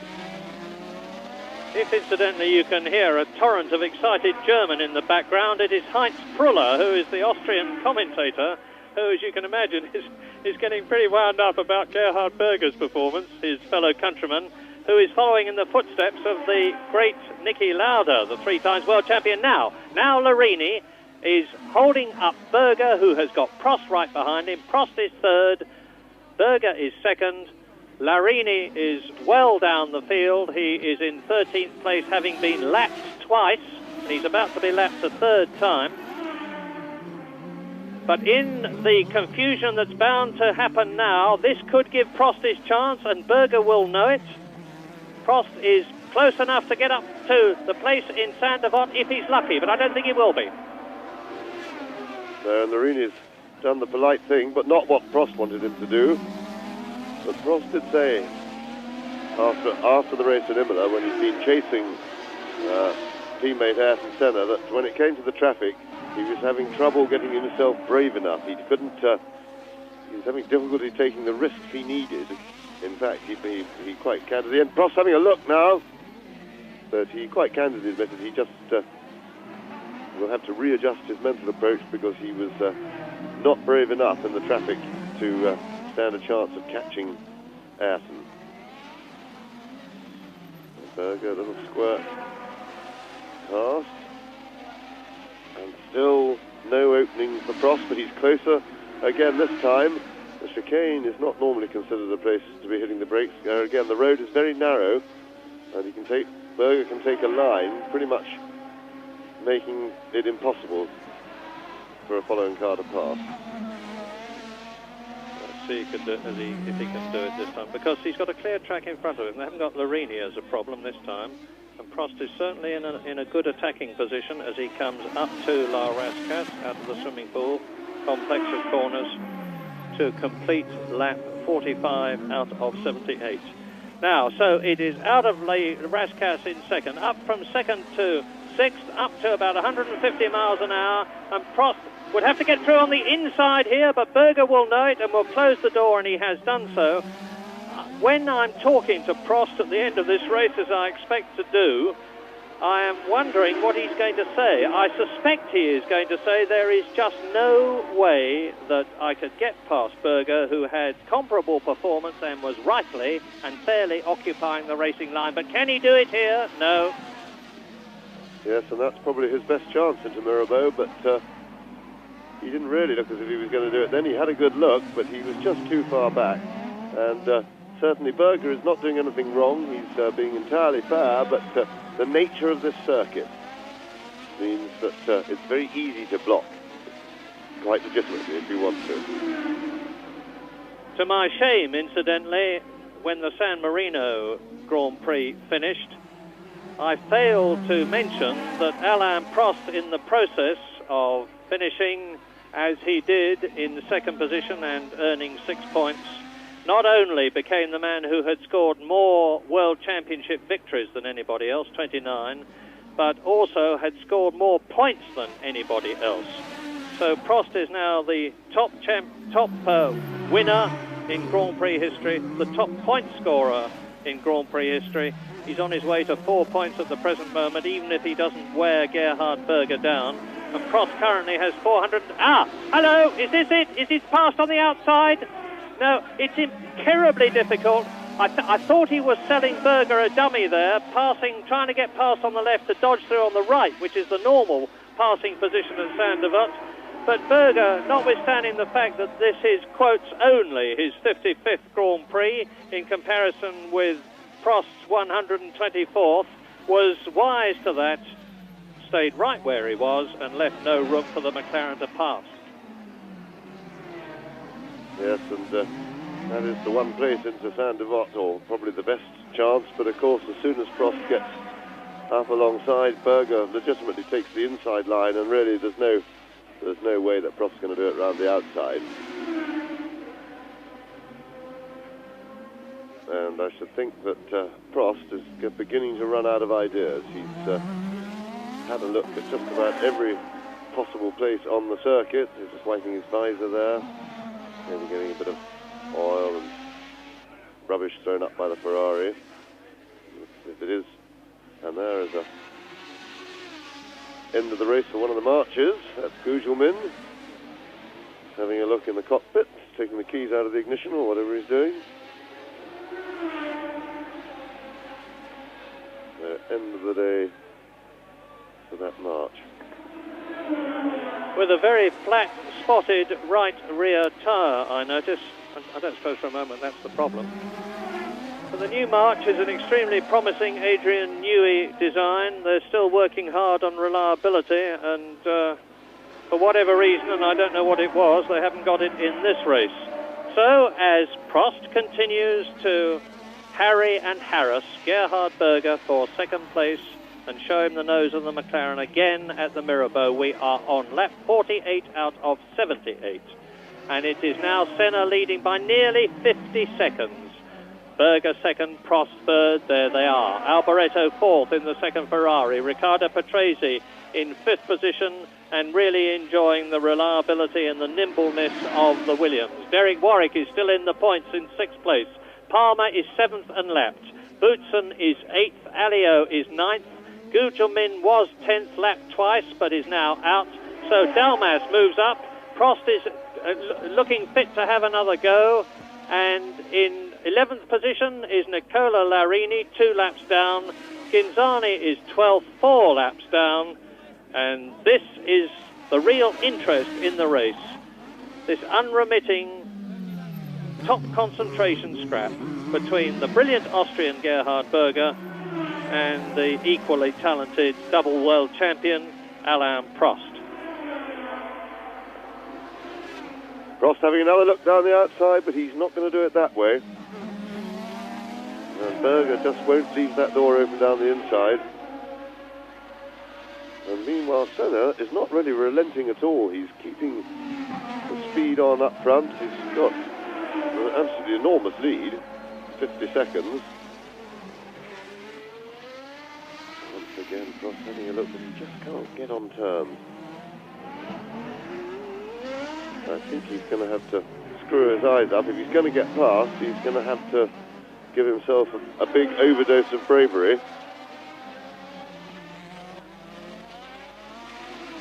Because there is no non-aggressive way of doing it. Unless, of course, you can persuade Berger to make a mistake. But Berger doesn't really look like making a mistake. He looks very comfortable. He's experienced enough to know that, as I said before, he doesn't need to be in a hurry. There's no rush for Berger. In order to hold his second place, he only has to make sure he makes no mistakes. And as I said before, that is proved by the fact that Senna is constantly pulling away, notwithstanding the fact that his lap times of about 1 minute 29 seconds now are slower than his fastest at 1:27.6. So Berger is allowing Senna to get away in keeping Prost back. And Prost, I would imagine, Prost is actually fighting for 2 World Championship points. If the first 3 finish where they are now, Prost would still be leading the World Championship at the end of the Monaco Grand Prix from Ayrton Senna, but by only 1 point. If, however, he could get ahead of Gerhard Berger, he would be leading the World Championship by 3 points. However, this is all hypothetical. They are closing on the Benetton in front of them of Thierry Boutsen, who is in 8th position and has, of course, been lapped. But Michele Alboreto, meantime, is taking advantage of Gerhard Berger not going perhaps as quick as he could do to close up a bit on Alain Prost in third position. There's Boutsen in the Benetton, Berger in the Ferrari, Prost in the McLaren, and maybe we will see Alboreto. No, we didn't. Yes, we did. You just caught a flash of the Ferrari exiting the new chicane. Yes, and Prost had dropped back a little bit then. He wasn't ready to pounce on any problems caused by Boutsen, but in fact there weren't, so it didn't matter. But that is the problem that faces him. He cannot afford to take any breathers in this race because he's got to be right there, ready to pounce on a mistake. So dropping back a couple of seconds, which would normally be a sensible way to go about things, is no good to him today. Look for Alboreto. He's 6 seconds behind Prost. There's Prost, having passed Boutsen, as has Berger. Alboreto is 6.2 seconds behind Alain Prost and slowly closing. Fourth position, Alboreto. There is Prost. Patrese is 13 seconds behind Alboreto, who is in fifth position. Derek Warwick is still sixth. Jonathan Palmer is in seventh place and may well be in the points by the end of the race, as he was last year. And that would be a wonderful fillip for the Tyrrell team after the misfortunes they've had in Brazil and then San Marino. They need a psychological boost, and that would be a wonderful one for them. Now look for the Ferrari. There it is. See, Prost, I mean, it's so easy to think of things that might be the problem. It's extremely unlikely, but Prost's engine may be overheating a little as a result of running so close to Gerhard Berger, as a result of which he might have to decide from time to time to ease back a bit and let the engine cool down with an increased flow of air through the radiators as Riccardo Patrese closes up to Philippe Alliot. Nannini, incidentally, had a clutch problem and then a gearbox problem, and that's why he went out of the race. So perhaps his gearbox locked up as he went into Saint-Devote, where we saw him stop. Ivan Capelli in the march has been passed by Riccardo Patrese, and lapped, of course. And so now there goes the Lola with its 3.5-litre Ford DFZ engine, chased by the Judd-powered Williams of Riccardo Patrese in fifth place. Race order, lap 53 in the 78-lap race. Still a long time to go. There's still time for any of the top six to strike some sort of problem, and there is one. My goodness, back goes, that's Alliot. Alliot goes straight into the barrier, having hit the curb. Now, he's perfectly all right, no doubt about that, because the tyre wall will have absorbed the shock of the Lola. But Philippe Alliot, the forceful, thrusting driver from Formula 3000 and who used to drive in the Ram team and the Ligier team. Let's have a look at it again as Riccardo Patrese tries to take Alliot. I would have said that Alliot moved across much too soon. Absolutely, that was completely out of order. Alliot just moved over on Patrese, and the only good result for Patrese was that Alliot ended up taking himself off rather than Patrese. But we'll have to see if Patrese survived without damage. And that was, there is Alliot, and I'm afraid he has a reputation for shunting, and that was naughty. One way, of course, of testing your reflexes in life is to be a marshal in a situation like that. I noticed that the 4 or 5 marshals that were at the hit point where Alliot's Lola clouted the tyres were up and over the barrier behind them in less time than it takes to say it. And well done, too. The marshals, who do a normally unsung job, perform superbly. Now, watch Alliot move across. He clips, or rather Patrese's car clips Alliot through no fault of Riccardo's, and the nose of Alliot's Lola just misses Riccardo Patrese's head. Now, I'm looking at Patrese's car at the moment as Alliot goes straight on, thumps the tyre wall, his head sags forward. There are the marshals, and the car bounces back. I was looking at Patrese's Williams, and that is Philippe Alliot, helmet off, looking perfectly okay. Bit shocked, I have no doubt, and probably a bit stiff, where his legs probably flew up inside the monocoque. And that's two of his team supporters, the man with Hector on the back of his shirt. And Alliot, that means to say that Patrese has gone in and Jonathan Palmer is in 6th place. Now, that's the good news as a result of that accident. Ayrton Senna continues to lead in the McLaren Honda, and there he is coming up to Derek Warwick, who is in 5th place. Derek Warwick has moved up a place. Derek Warwick is now 5th.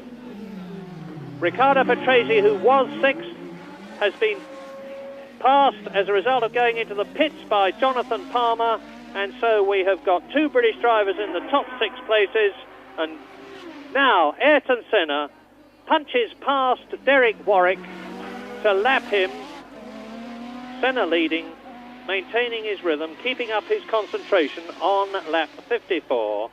And as you saw, the gap between Senna and Berger is now getting on for 55 seconds. A quite incredible margin, especially at Monaco. And it is a tribute. Incidentally, that flash of flame does not mean to say that Derek Warwick's arrows was on fire. It's just a flash of flame from the turbocharger on the overrun as Warwick changed down for the right-hander at the Portier before going into the tunnel where he is now. And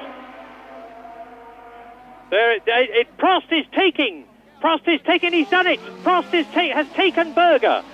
Well, I saw it happen as they went past me there, and Berger, having been lulled into a false sense of security by Alain Prost, and look at the way Prost is already streaking away from Gerhard Berger, which just shows how much the Ferrari was holding up the flying McLaren of Alain Prost.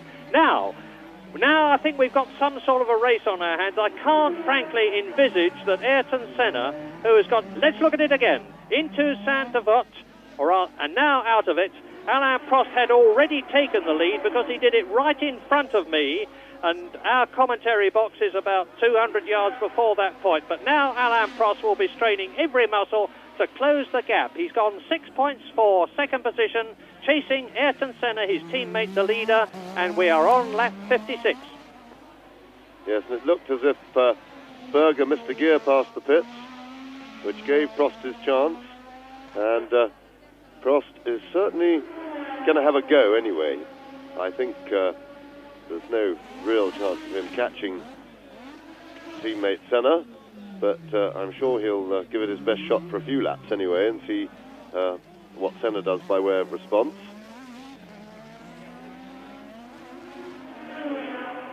So Prost with a pretty clear road in front of him.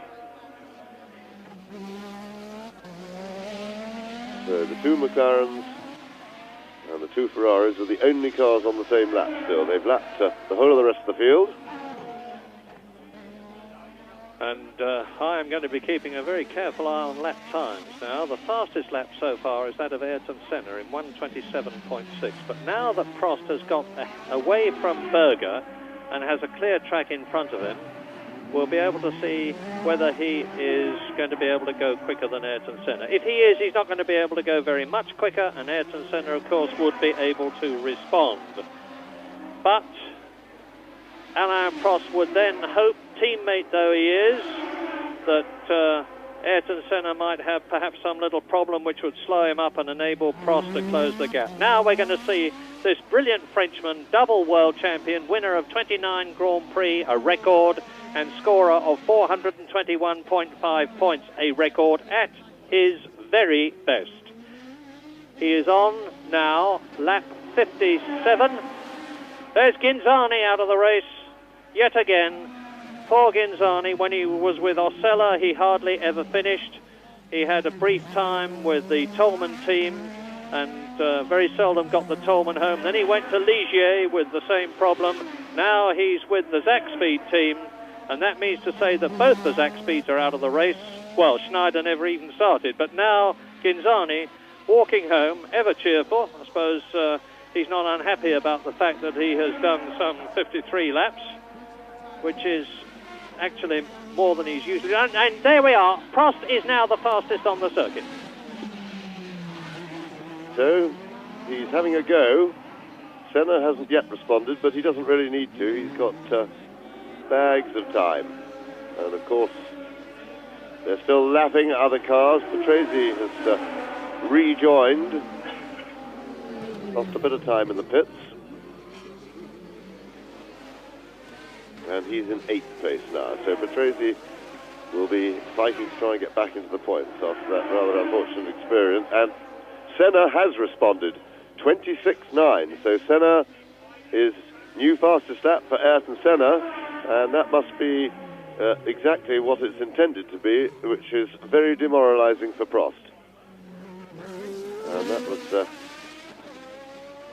just a little message from Senna to say, look here, I'm in charge around here. And I think Prost, having seen that, won't bother to take up the cudgels. I think he'll just secure his 2nd place by trying to get plenty of space ahead of... And Prost has gone quicker too, 26.7 for Alain Prost. So the two McLarens are putting on a little exhibition of their own. I can imagine the knowledgeable who are watching this race wondering whether the fact that the two McLarens are now hammer and tongs at it for the fastest lap might stretch each other so much that one or the other would go out of the race. I think that is more than unlikely, because both drivers are enormously experienced and know exactly what the situation is, and they're handling two of the most reliable cars in the race.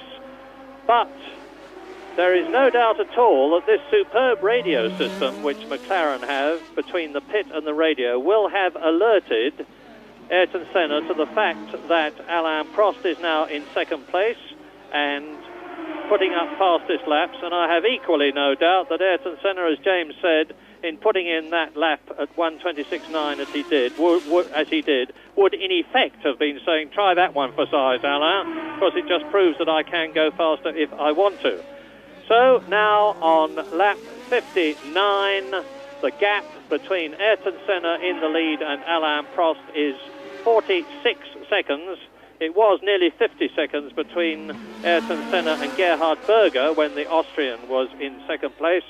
It's now 46.9. Prost has just gone through to complete his 58th lap, and it's Senna leading very, very convincingly by 47 seconds. You're watching, by the way, Jonathan Palmer, who's driving one of the races of his life, in the points, in 6th position in the 017 Tyrrell, the car which after Brazil had to have an 8-inch spacer put between the engine and the gearbox to improve the handling.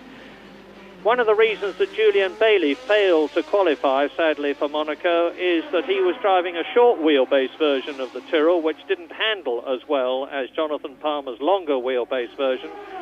Jonathan put his long wheelbase Tyrrell on the grid in a superb 10th position. He's now in 6th position in the points, and that's the first time that it's happened to Tyrrell this year, to the Tyrrell team. And if Jonathan Palmer goes on, as he is doing now, he's going to get at least 1 point, maybe more. Race order, Ayrton Senna leading McLaren Honda.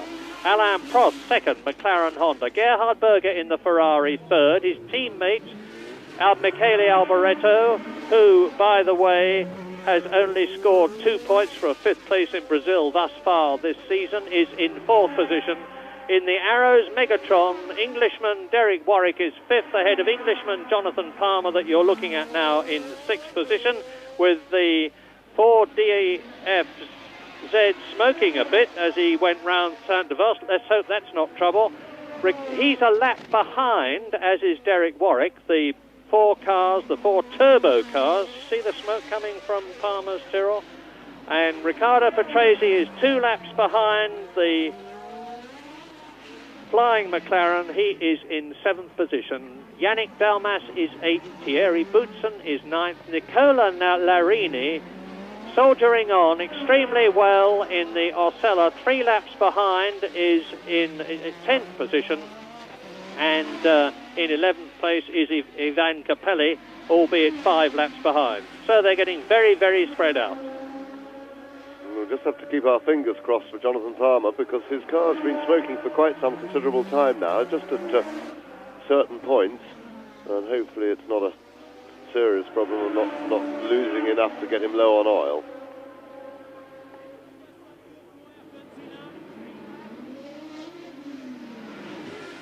So there is Prost, and McLaren's putting on a bit of a demonstration, sort of long-range battle. They can't see each other, but they, of course, have all the information to hand, courtesy of the radio and the pit board.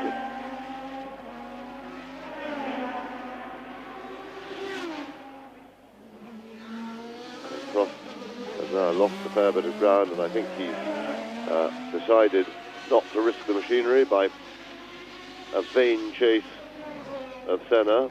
He's going to look after it, and so he's driving to Berger behind him, as it were. Being easy through the traffic and secure those 6 points, which would, of course, if they finish as they are, still keep him in the lead of the championship. By 3 points. They've been going now for an hour and 35 minutes in these grueling conditions. Although the sun is not actually shining, it's very warm here, I can tell you that, and in the cockpits it will be even warmer. And with 1 hour and 35 minutes behind them, they've still got 17 laps to go at roughly 1.5 minutes a lap. So, stamina is the name of the game. Prost has undoubtedly got it. Very fit, as of course is Senna, as of course is Dr. Jonathan Palmer. He knows what to do to keep fit, and he is now ahead of Alain Prost there on the circuit, but 1 lap behind him in the race, and shortly to be 2 laps behind him when Prost catches him and takes him again. But nevertheless, Jonathan Palmer is in 6th place. The order: Senna leads, Prost 2nd, Berger 3rd, Alboreto 4th, 14 seconds behind Berger, incidentally. Warwick has been lapped and is in 5th place. Palmer has been lapped and is in 6th place. Patrese has been lapped twice, is 7th. Dalmas also lapped twice 8th. Boutsen 9th, lapped twice. Larini 10th and Capelli in 11th position. The race continues, and Dalmas has just passed Riccardo Patrese. He is now in 7th place. Jonathan Palmer lets Alain Prost through, unlike Philippe Alliot, who did not let Riccardo Patrese through. And since the circumstances were very similar in that neither driver, Alliot nor Palmer, had anything to lose by letting the man behind them pass, it's an indication of the fact that Jonathan Palmer is not only an extremely good driver, but an extremely well-mannered one. Ayrton Senna is now on lap 63. Nothing can stop him now except a reliability problem or someone getting in the way. And of course there aren't so many people left to get in the way now. As ever, the Monaco Grand Prix has proved a race of attrition, because 26 cars started this race. Really only effectively running now are 9 cars, because out of it have gone world champion Nelson Piquet, the Frenchman Philippe Streff in the vastly improved AGS, which has been going jolly well in practice. Alex Caffey out, as you saw, when he hit the barrier at the very first corner in the new Dallara. Stefan Johansson disappeared very quickly in the Ligier, as did Gabriel Tarquini in the yellow Coloni. Then Oscar Larrauri out in the tubby Eurobrunn, just as he was entering the tunnel. Andrea De Cesaris has disappeared from the fray in one of the Rials that was left after he's destroyed 2 this season. Nigel Mansell, of course, badly taken off through absolutely no fault of his own when he was in a fighting 4th position, and I think might well have finished in 3rd position in the race. Luis Perez Sala, the Spaniard, out in his Minardi. Alessandro Nannini, who we heard had clutch trouble and a gearbox problem. Maurizio Gugelmin, who we saw parked on the hill on the way up to the Hotel Paris. Piercarlo Ginzani walking back, he's just about reached the pits now. And Philippe Alliot out when he hit the Mirabeau corner tyre wall with a colossal thump. in trying to stop Riccardo Patrese from passing him, and I'm glad to say, nevertheless, that he's quite all right, as obviously is Ayrton Senna through the tunnel at some 160 miles an hour in his McLaren Honda, on his way not only to his second Grand Prix victory in succession for McLaren, having won at San Marino, but his second successive Monaco Grand Prix victory, because last year he won in the Lotus Honda, the first time that a car with active suspension had ever won a Grand Prix, and the last but one at the moment, because although Senna went on to win in Detroit, a similar street race, he won no more from Lotus Honda. Lotus have ceased to use the active suspension, although the Williams team use a reactive suspension, which is a not dissimilar type. And there's Yannick Dalmas, chased by Derek Warwick. Warwick, who is in 5th position. Dalmas, who is a lap behind, in 7th place. Yannick Dalmas in the Lola, this young Frenchman who is an ex-motorcycle enduro rider and has taken to Formula One extremely well, having done well in Formula 3000 last year. Won 2 races in the Formula 3000 Championship last year. Moved up to Formula One and took 5th place in the... He drove in 3 Grand Prix last year and took 5th place in Australia. Now there's Larini in the yellow helmet, and it really does look as though the venerable Osella, with its equally venerable Alfa Romeo-based V8 engine, is going to finish a race. But having said that, it'll probably retire. So there's Larini, who's driving an immaculate race. We've seen him move over time after time, as he should do. He knows he's in a slow car. His ambition will be to finish the Monaco Grand Prix. This ex-Formula 3 champion of Italy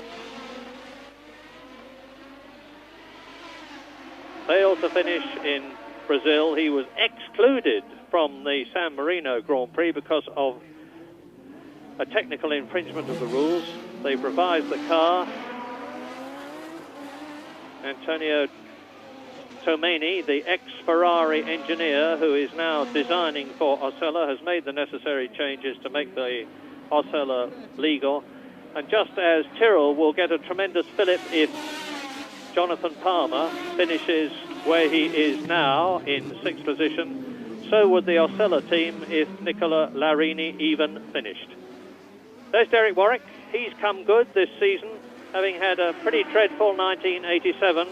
This ex-Formula Ford European champion who drove for Renault, who in his career has had 2 second places but no wins. Looks as though he is going to finish in the points for Arrows for the 2nd time this year. Yes, and that would be very good for Derek. He soldiered away. The car last year was pretty unreliable, or rather their engine was particularly unreliable.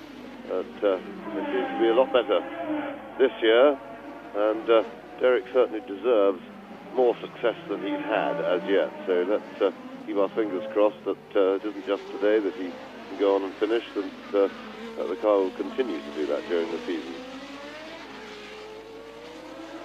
Well, Warwick ahead, and Larini will not be unhappy to be lapped by Derek Warwick, because the Osella is notoriously thirsty, and it means to say that Larini would have to do 1 lap less than he might have done. And bearing down on Larini in the background is Riccardo Patrese. We're starting to see a bit of a race now, because Derek Warwick in 5th position is being caught by Riccardo Patrese, but even if Patrese passes him, Warwick that is, he would still have to catch another lap up, because he's 2 laps behind the Arrows Megatron, number 17 of Derek Warwick. The Arrows team based in Milton Keynes, about to have a gigantic extension to their factory. So this is going to help a bit if Derek Warwick finishes in 5th position. Up the hill from Saint-Devote, and he'll be doing about 150 miles an hour as he approaches the left-hander. And that is Senna! Sensation!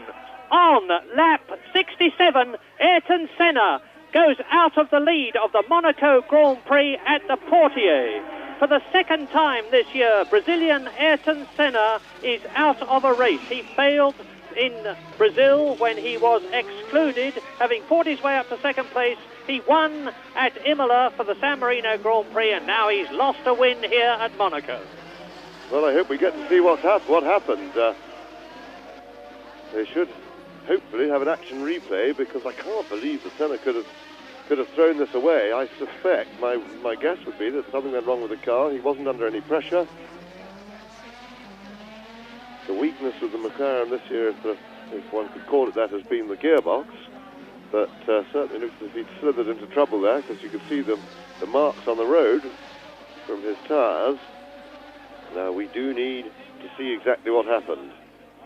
It has not been a brilliant broadcast by the local TV company. Now the marshal's removing the stricken car. The front wing has gone. But what we need to, we don't need to see that. What we need to see is how it all came about. And that is the new inherited leader, Alain Prost.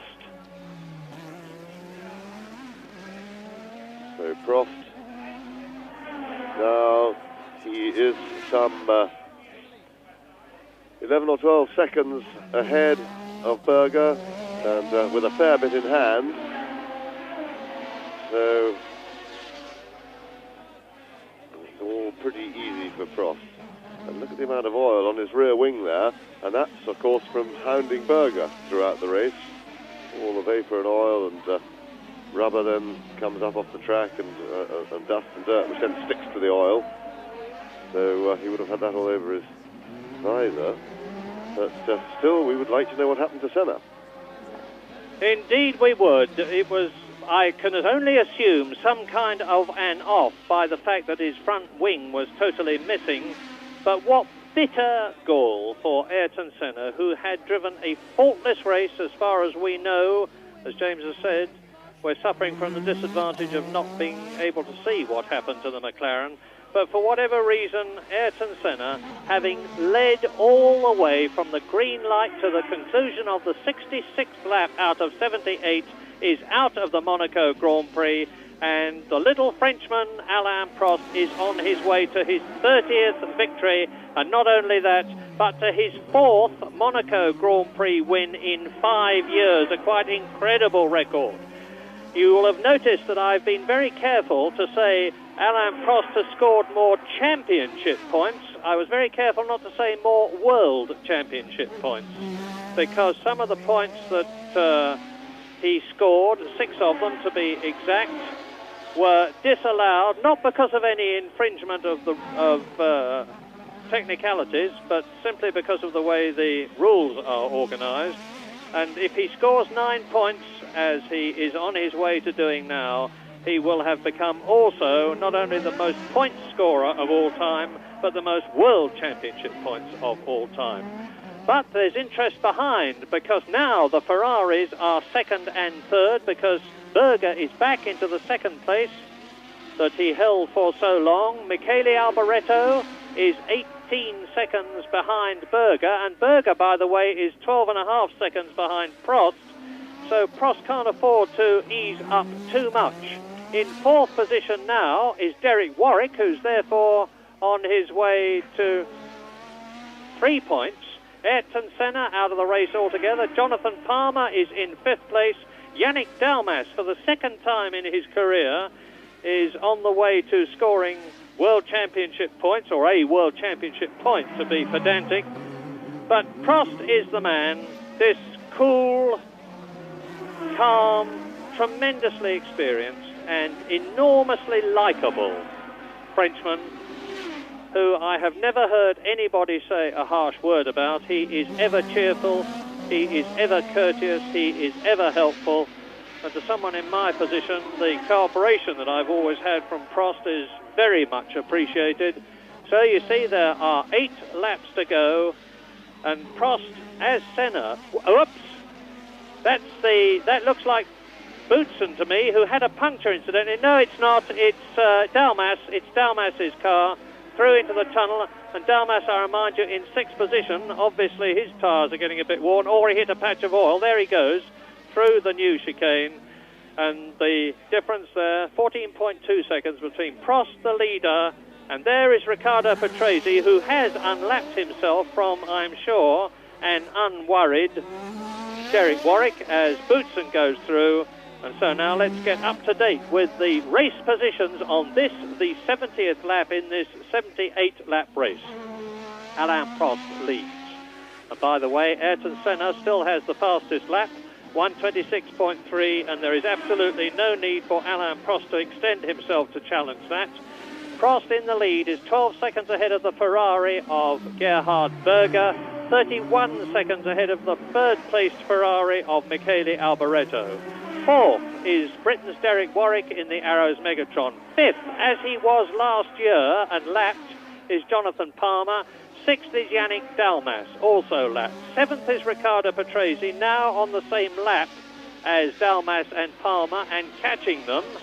And eighth position is Thierry Boutsen, also on the same lap. Nicola Larini is in ninth position now, and Capelli, 5 laps behind, is in 10th place. Well, the mice have been at the machinery in the Monaco Grand Prix, where the drivers have not made mistakes and taken the cars off. A large number of retirements, as ever. Just 9 effectively running, because Capelli, 5 laps back, is totally out of the running. Through the tunnel again goes Alain Prost, thinking whatever thoughts drivers think in his position. Well, at this stage, he's very comfortable with his situation with Berger. He's capable of going quicker if he wants to, but he's not going to need to. His mind will be totally occupied with looking after the machinery, making sure he does nothing that could hurt or overstrain the car. He'll be pretty tired himself because he had such a hard race behind Berger for so long. But he's a tough little fellow, and he's very strong, very, very fit. And his only concern now will be to get the car to the line in one piece. He's going to be careful in what relatively little traffic there is around now when lapping other cars. There's no hurry, there's no reason for him to take any risks. And his concentration will be 100% because he knows only too well that this race, incidents and dramas traditionally happen right up to the checkered flag. So he's got to stay absolutely sharp and on his mettle to get the car to the line. And if those of you, if there are any of those of you at home who are saying, why on earth don't they let us know what happened to Ayrton Senna, I can only say, I am sorry, we don't know. All we know is that we saw what you saw. Senna stopped out of the car, the front wing missing, which obviously means contact somewhere, but why the contact happened and exactly where it happened, except that it must have been somewhere between Lowe's hairpin and the right-handed portiere, I don't know. We've had no messages here. Needless to say, if we get one, when we get one, we'll pass it on immediately. But on lap 72, in the 78-lap race, which has certainly been an interesting one, with Nigel Mansell being thrust out of contention, with Alliot going very rapidly indeed into the tyre wall at the Mirabeau, with Ayrton Senna disappearing from the lead that he held so long to have it inherited by the car that you're looking at in the background. Alain Prost, who is gaining in the lead on Thierry Boutsen to lap him for a second time. Boutsen in 8th place. Sadly, the Benettons have disappointed again. They have been so close to success this season, but out of the race went Alessandro Nannini with that clutch and gearbox problem to join the many other retirements which preceded him. The best that Thierry Boutsen can do is 8th at the moment, and he's about to be lapped for the second time by race leader Alain Prost, who will be watching very, very carefully for the right place to pass. And Capelli, whose teammate Gugelmin has long since retired, moves over in the tunnel, lets Prost through, lets Boutsen through, and Alain Prost, race leader, is coming up to complete his 73rd lap. And he's leading by some 18.5 seconds. see he's not making any effort really to rocket past Thierry Boutsen, because that radio, the earphones inside his helmet, there's the second place man, will be appraising him of what the situation is. But nevertheless, I'm going to take the gap as they go past my point now. Alain Prost completes the lap. The gap was 18 seconds between himself and Gerhard Berger, who will similarly know exactly what the score is. Prost is up and round the left-hander at the Hotel de Paris. Past me goes the Ferrari. And the gap is 19.5 seconds. So notwithstanding the fact that Alain Prost is taking his time about getting past Thierry Boutsen, he is still extending the gap between himself and the second place Ferrari of Gerhard Berger, who is 16 seconds now ahead of Michele Alboretto's car. Ferrari are second in the Constructors' World Championship at the moment, and they're on their way to scoring 10 points for second and third positions. If everybody finishes where they are now, McLaren will still, of course, be very much in the lead in the World Championship, but with a smaller gap, a minusculely reduced gap. The gap was 14 points between them and Ferrari when this race began. If the first three cars stay where they are now, the gap will be down to 13 points between constructor leaders McLaren and second position team Ferrari, with Lotus on only 9 points and no finishes in this race, a poor third with a mere 9 points. But there's Berger. He's driven extremely hard the whole race. Prost has now lapped Boutsen twice. Boutsen in 8th position, 2 laps down. Alain Prost is on his 75th lap, so laps 75, 76, 77 and 78. 4 laps, including the one he is on, each of 2.07 miles. That's the distance which separates Alain Prost from the 30th winning checkered flag in his career. By far the most successful racing driver of the current era, and in terms of Grand Prix victories and points, ever. A man who has already gone down into history with drivers of the caliber of Tazio Nuvolari, Caracciola, Rosemeyer, Fangio, Jackie Stewart, Jim Clark, and James himself, and the great champions of the past who preceded him. But Boutsen closing up a bit now on Prost. I wonder, well, I'm not looking for sensation, James, but is there anything significant? No, I don't think so. I think it would appear to me that Prost is just easing up. He's very nearly 20 seconds ahead of Berger. They're running out of laps, and he just, I think, is looking after the car mechanically. There is the Ferrari. And Prost now 3 laps to go. Yeah, and he's lapping about 0.2 of a second slower than Gerhard Berger, so there really is nothing in it. Round the Hotel de Paris, the right-hander there, plunge down the hill to close up on 4th place man Derek Warwick to lap him. So Prost will have lapped everybody up to the 3rd place man Michele Alboretto in the very near future. The gap remains now between Prost the leader and Gerhard Berger from Austria in the Ferrari. And I think we have to call him the Ferrari team leader now, because he has stamped his superiority over Michele Alboretto on the race cards in Brazil and San Marino, and now here at Monaco. And Derek Warwick looks in his mirrors and he will say, oh ho, a McLaren.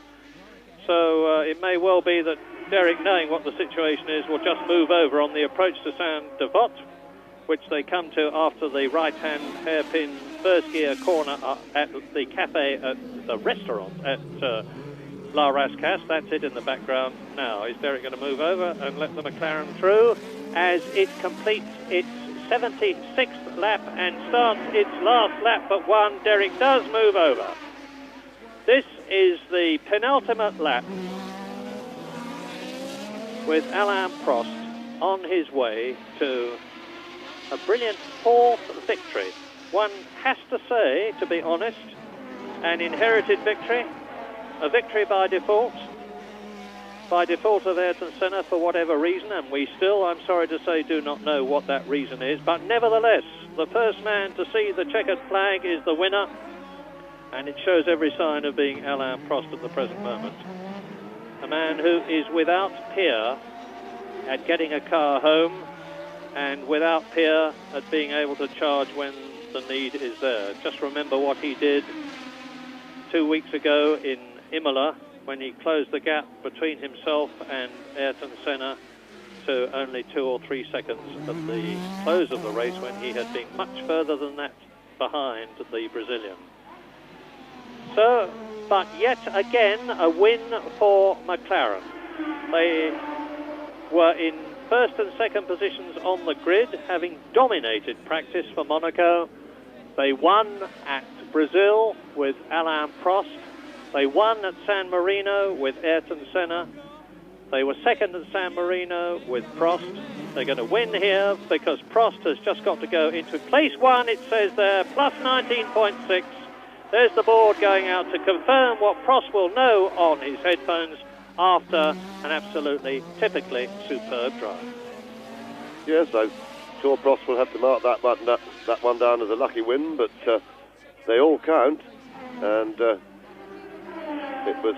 race was pretty much won and lost at the start, and whatever happened to Senna, because we just don't know why he went off. He clearly banged the nose of the car, but he had got it very much sewn up.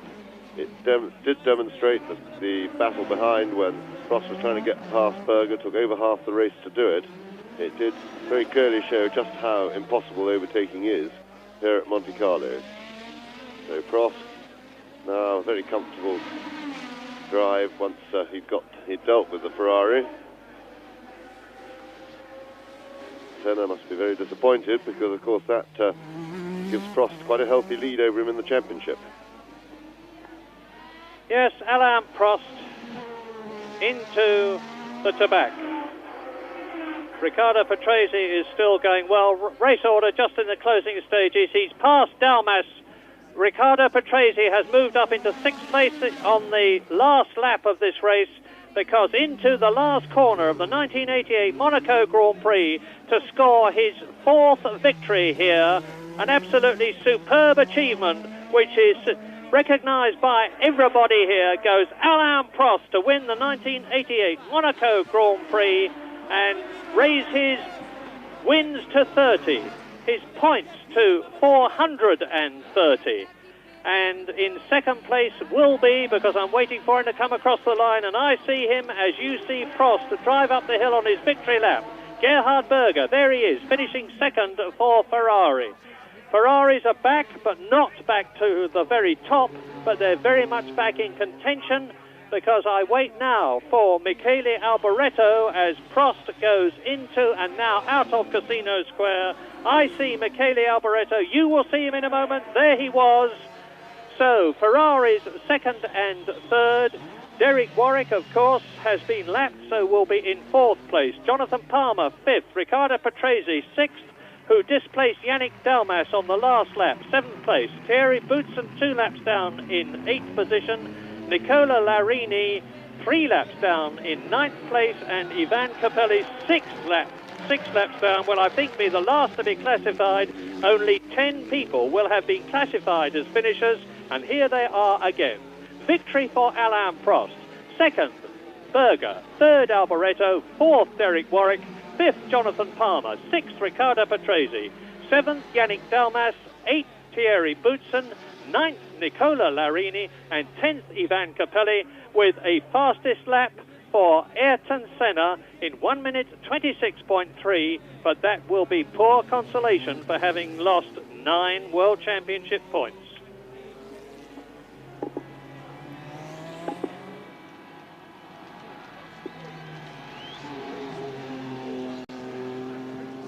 Now, in World Championship terms, that means to say that Alain Prost has extended his lead. He now leads Gerhard Berger by 10 points, with Ayrton Senna third. with Nelson Piquet in 4th position. Michele Alboreto is 5th, and Derek Warwick 6th, and he scored twice this season. In the Constructors' Championship, McLaren lead Ferrari by 13 points, with Lotus a poor 3rd, Arrows 4th, Benetton 5th, and Tyrrell 6th ahead of Williams with 1 World Championship point.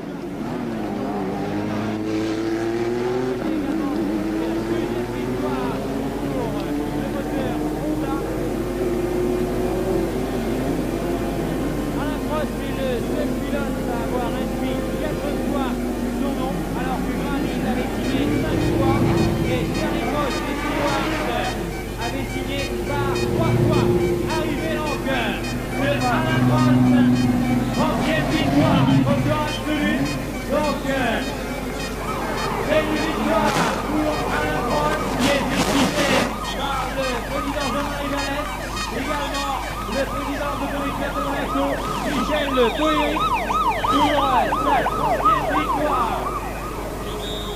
Alain Prost qui a gagné cette année au Brésil, il vient de gagner 2e à Imola, et c'est donc une 2e victoire de la saison ici à Monaco.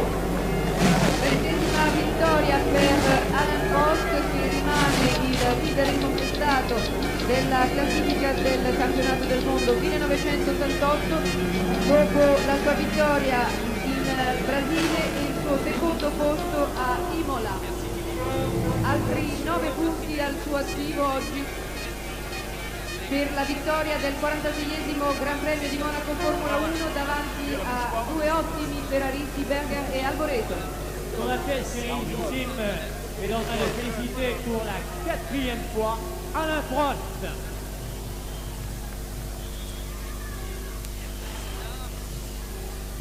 L'hymne national pour la victoire de Alain Prost.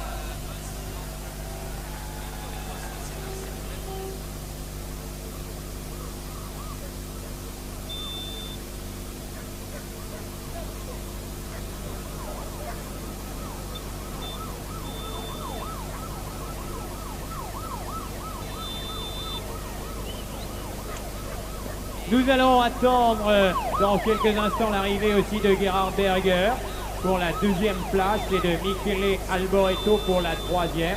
C'est-à-dire que nous allons accueillir dans quelques instants les 2 pilotes de Ferrari, 2e et 3e sur ce podium.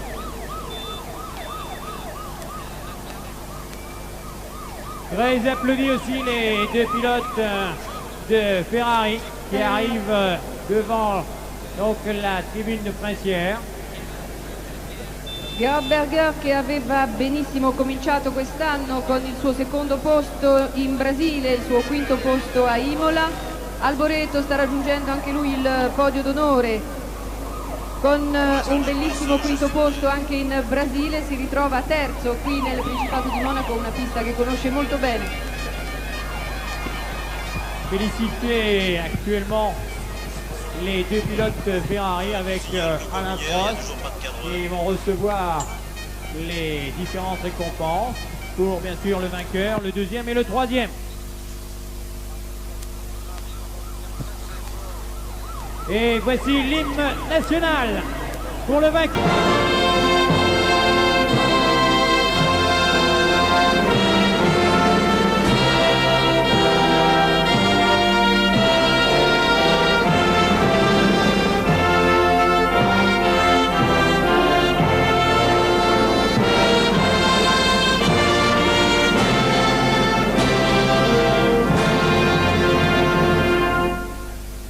Quatrième victoire à Monaco pour Alain Prost.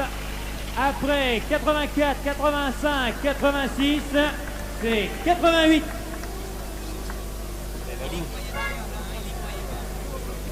Molto cameratismo anche fra i 2 piloti Ferrari che si sono complimentati a vicenda, Berger e Alboreto, insieme a Alain Prost sulla tribuna d'onore. Alain Prost avec Jean-Marie Dubois, que l'on connaît bien de chez Moët et Chandon. Bien. Donc dans quelques instants on va saluer sa 30e victoire. 30e victoire avec le trio que l'on peut regarder. Prost, Berger, Alboreto.